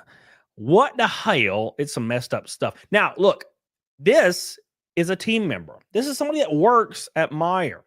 It says, I'm submitting this anonymously out of fear of retaliation. And you best be for sure that any corporate company that would see something like this would fire your ass and maybe sue you if you broke a story that they weren't ready for people to see. It says on July 22nd, 2025, a 59-year-old Meijer employee named Gene Ketchum died following a serious workplace incident at the Meijer store in Mount Pleasant, Michigan at 2:30 a.m. Insanity. But how and why, and was it preventable? It says Gene was a dairy frozen team leader with over 30 years of service. 30 years of service, man. And they take you out. Look, dude, it's crazy to me that you can give a company so many years and then they'll cover up a story like this instead of shouting it from the rooftops and using it as a learning experience. I was at GameStop for 11 years. On my 10th year, they sent me a piece of mail that had a tiny little ribbon in it that I could put on my shirt to embarrass myself even further in front of everybody and all the single moms. And they gave me a $50 gift card to Buffalo Wild Wings. 10 years. And they gave me 12 wings, wild, extra wet, and I did eat them. I'm ashamed of myself. He had explicitly informed leadership that third shift assignments were harmful to his health and that he could not safely work overnight. He informed them, everybody. Look, I could understand if you work there for a week or 2 or 6 months and you're like, I need these stipulations, okay? But this isn't the case here. Dude's here for over 30 years. And there's like, no, you get no leeway here, right? Despite this, he was scheduled to work third shift during a time when the store director, Craig Pulsifer, was on vacation. After the incident, the district manager, Alex Ross, visited the store and directed staff to clean up the grass outside because the higher-ups are coming. This is after his death. Right? How callous can you be? Hey, make sure you guys clean up the grass. Okay. I know our boy just took a passing during third shift, but can you guys please clean the grass? Like, close the store. You know, He didn't give two fucks what happened. Not a, I'm sorry, I can't believe that this has happened. Just get the store ready for visitors after Gene was sent to the hospital. HR and leadership rudely told us that we're not allowed to talk to anyone about this. They're not allowed to talk to anybody about their boy of 30 years experience at Meijer. The people, the leadership at Meijer telling you can't tell anybody that this guy that gave 30 years of his life to your company can't tell anybody that you may have screwed the pooch here, right? Yeah, it's typical corporate behavior, yeah? During this shift, while unloading a semi-truck trailer using a stand-up powered industrial jack, Gene fell from the trailer and struck his head. He was hospitalized and tragically passed away days later. The MI OSHA report confirms this timeline and categorizes the incident as a fatal fall. Following Gene's death, associates were told by store leadership not to speak about the incident and warned that doing so could result in termination. Oh, you told people that we screwed the pooch and we completely are callous about this man who gave 30 years of his life to our company, Meijer, that I'm going to speed past and get arrested for. You're not allowed to talk about it or you'll be fired. Sorry, bro. Can't tell anybody about your boy Gene and the tragic things that happened to lead to his demise under Meijer's leadership. No, can't talk about that. That's wrong. No, you're going to be fired. This attempt to silence the team has created fear and deep concern across the store. Unbelievable. Imagine this guy's like your friend for 20 years. And then he tragically dies and you're grieving and his family's grieving and everybody around the store is grieving. And then the district manager comes in and he's like, none of you can say a damn thing about this or you're fired, by the way. Now wipe your tears and clean up the grass because, leadership's coming to the store. Gross. Absolutely gross. I'm sharing this because Gene mattered and what happened to him should never happen again. This incident was extremely preventable. Okay. He was a dedicated team member who raised concerns, was ignored, and then placed in an unsafe situation. His death should not be hidden or minimized. 1,000%. Now, we're going to get into the comments about this. Okay. But I want to share this. So this is the Michigan OSHA reports for fatalities on the job. And as you can see, the dairy frozen team lead at Meijer on July 22nd. A 59-year-old dairy and frozen food worker was unloading stock from a semi-trailer using a stand-up powered industrial truck. The worker fell from a truck and struck their head on the working surface. The employer was notified on July 28th that the worker had died in the hospital. Mount Pleasant, Michigan.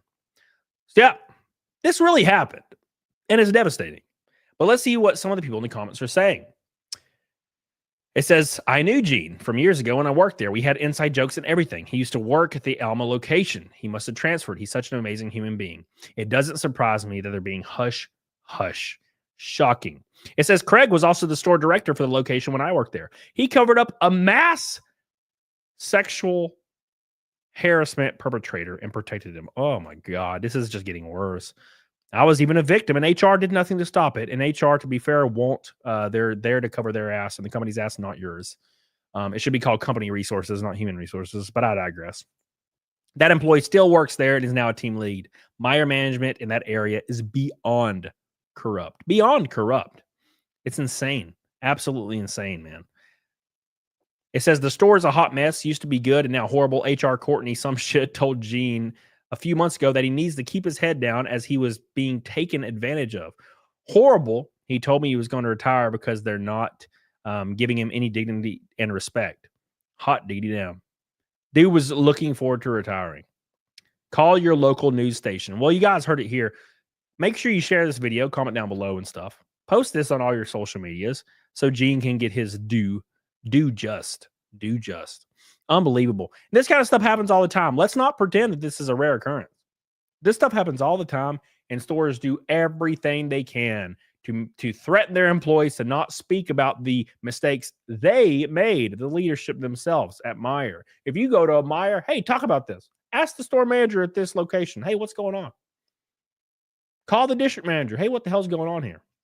This just happened a couple days ago, and you got a voice And I'm tired of people trying to get hushed and being threatened with their livelihood. It's gross. I don't like it. What do you think? Please comment down below in honor of our boy Gene. I hate seeing this kind of stuff happen, but this is the world we live in, right? And I think it's time to make a change. Love you, Helena.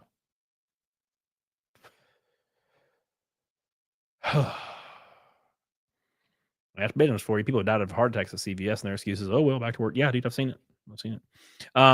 Hey, make sure you guys like the stream for me. Give your boy a love. Give him a like or two. Give him a like or two. Come on now.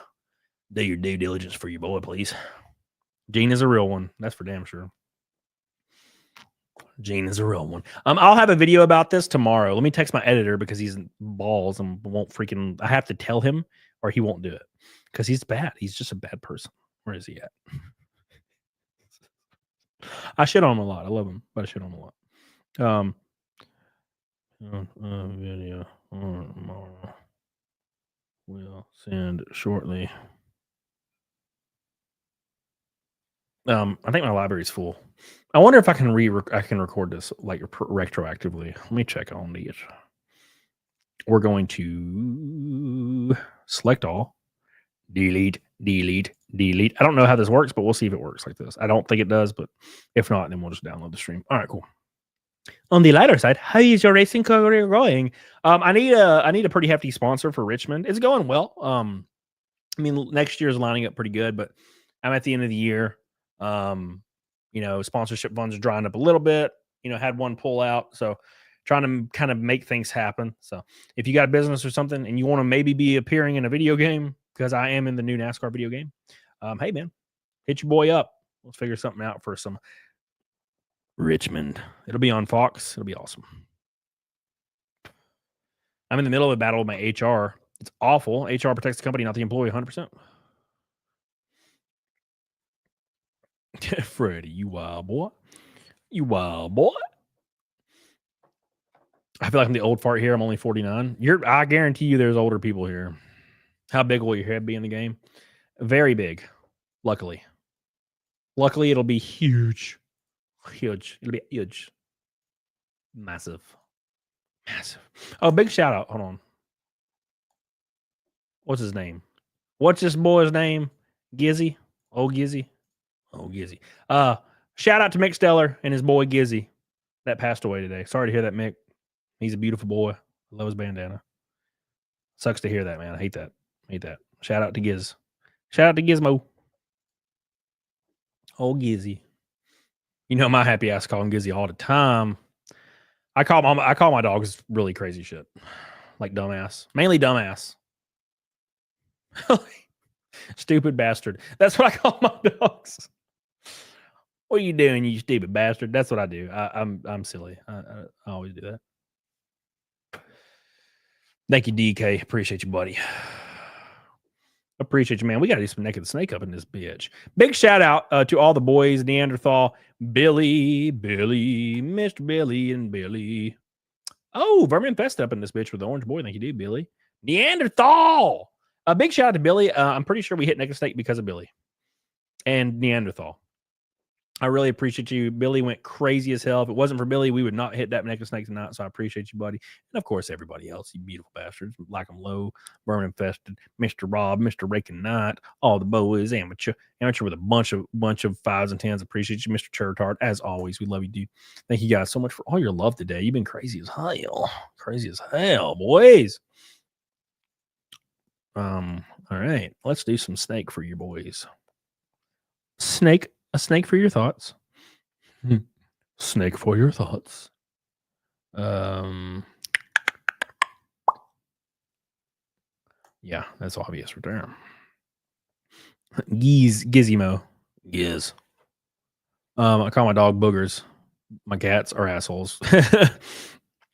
I call them whatever, dude. I call them whatever pops my head at that moment, and it's always different. So let the chat see your big ass head. Let's check it out. So yeah, the race team I raced for, Rion Brothers, they made my head real big. So it was like every 20 likes, we're gonna make his head bigger, and of course there was a lot of likes, So here we go. You guys ready? Are you ready for my head to just get increasingly larger Increasingly larger. Oh my God, it went real big there. Hold on. Oh, here it is. It just, every 20 likes, bro. Every 20 likes. Got that big old head. Got that big old, look how big it gets. It's crazy. It's crazy. It's crazy. How his cheeks disappeared like 2 weeks ago. It happens, man. The first one was you just without a filter. Oh. Oh. Oh. Okay. Your head's growing like you use the NBA Jam code. Yeah, dude. It's the big head code. That's what it is. Big head code. Wouldn't it be funny if they had that code in the game and like it was just like a car with a giant head on the top of it? It'd be hilarious. All right, boys. We killed Naked Snake. Make sure you like the stream. We're 50 away from the big old fat goal. Like it, hit it hard, hit it fast, hit it strong, hit it well. Now we will be back Saturday, of course. I might be back Friday too, but I will definitely be back Saturday, of course, for some love. It'll be awesome. Very, very excited about that. And we'll have some fun. I have a new video tomorrow. Please, I implore you guys, hit the notification button. I'm suffering. Yes, please do me a favor and make sure you're ready to go tomorrow. It'll be like afternoon time, 12 to 3. The video is going to pop up. Go look for it. If you haven't seen it, go to my Twitter. I'll post it. Share it, watch it, like it, comment on it. So your view will be counted in the new algorithm. Let's get this show back on the road. Let's have some fun. And if you're a mod and you're a member and you don't comment on it, I hate you. Unconditionally. All right. Will the picture get bigger if the head gets bigger? This is what happened. So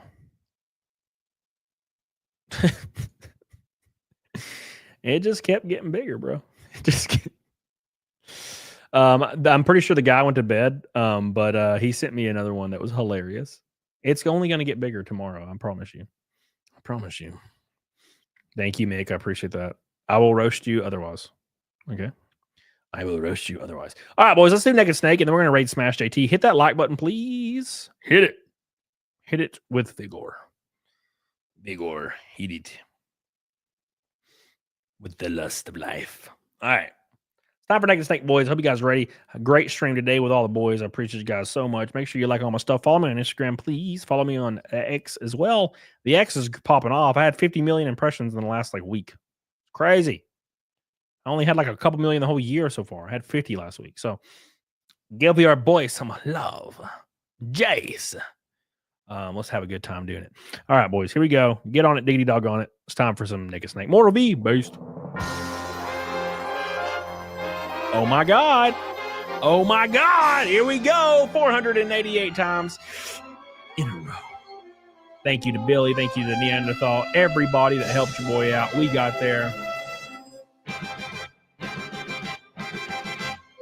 We killed the goal. Here comes Chai T jumping in the pot again. Oh my God. Here we go. Oh my God. Here it comes. Chai T with a strip of dollars. Helena. Oh my God, boys. Here we go. Here we go.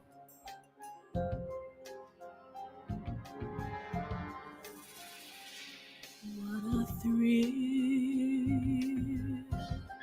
with darkness and silence through the night. It's time. Oh my God. Oh my God. Otto, what are you doing? I'm searching and I'll melt into you. Here we go. What a fear in my heart. But you're 488 in a row.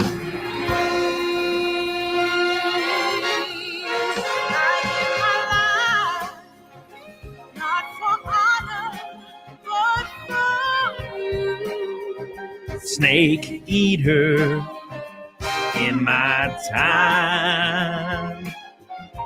There be nobody else. Donna McSteller crying. It's the way I fly to you, Ashley. I'm still in a dream, snake eater. This one's for Otto. You ready, Otto? Someday you'll go red. Someday you feed on a tree frog. It's a try Alan Jones. to survive. I'm a hairy boy, Ashley. Hairy boy. I give my life, not for honor, but for you. In my time, there be nobody else. Yeah. Crying. It's the way I fly to you. Ashley! I'm still in a dream. Smack it up. 488 times in a row. Can you believe it? One more time. Here we go.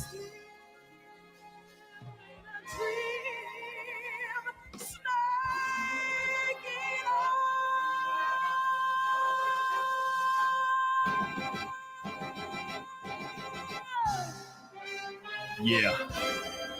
Yeah. Oh my God. Oh my God. Thank you guys so much. Big shout out for Otto Ramel. Oh my God.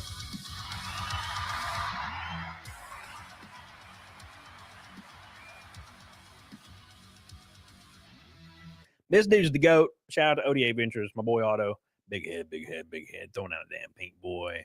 He was responsible for getting some rubber, and I appreciate you, dude, more than you can ever damn fathom. Next time I see you, I'm going to kiss you on the mouth without consent. Just letting you know, man. It's coming. It's coming. Otto never comes to a race again. Why is he not coming to my race? I thought he liked me. I don't want the mouth kiss. Fuck. Michael Jordan, fuck them kids. All right. Thank you, Otto. I love you, man. You slinging the meat. Slinging the meat. Slinging the meat. He slung it so hard on my face. I appreciate that, dude. You're the GOAT. Appreciate you, buddy. Ended up with 590. Killed the Naked Snake goal. Thank you guys so much for your love and your support. You guys are the GOATs. Got 25 members today, which is awesome. I appreciate you guys. The fight milk's coming. I feel it. I feel it coming. It's gonna hit. Thank you guys so much for all your love. Otto, love you guys. Appreciate you, Neanderthal. Billy, appreciate you guys. I'll see you guys over on Smash JT. We're going to raid Smash JT. Say Camelot raid or Cam raid in the chat. I'll see you guys over there. New video tomorrow. Click that bitch. Don't let me down. Don't let me down. Get on it. Doggone it. Oh, yeah.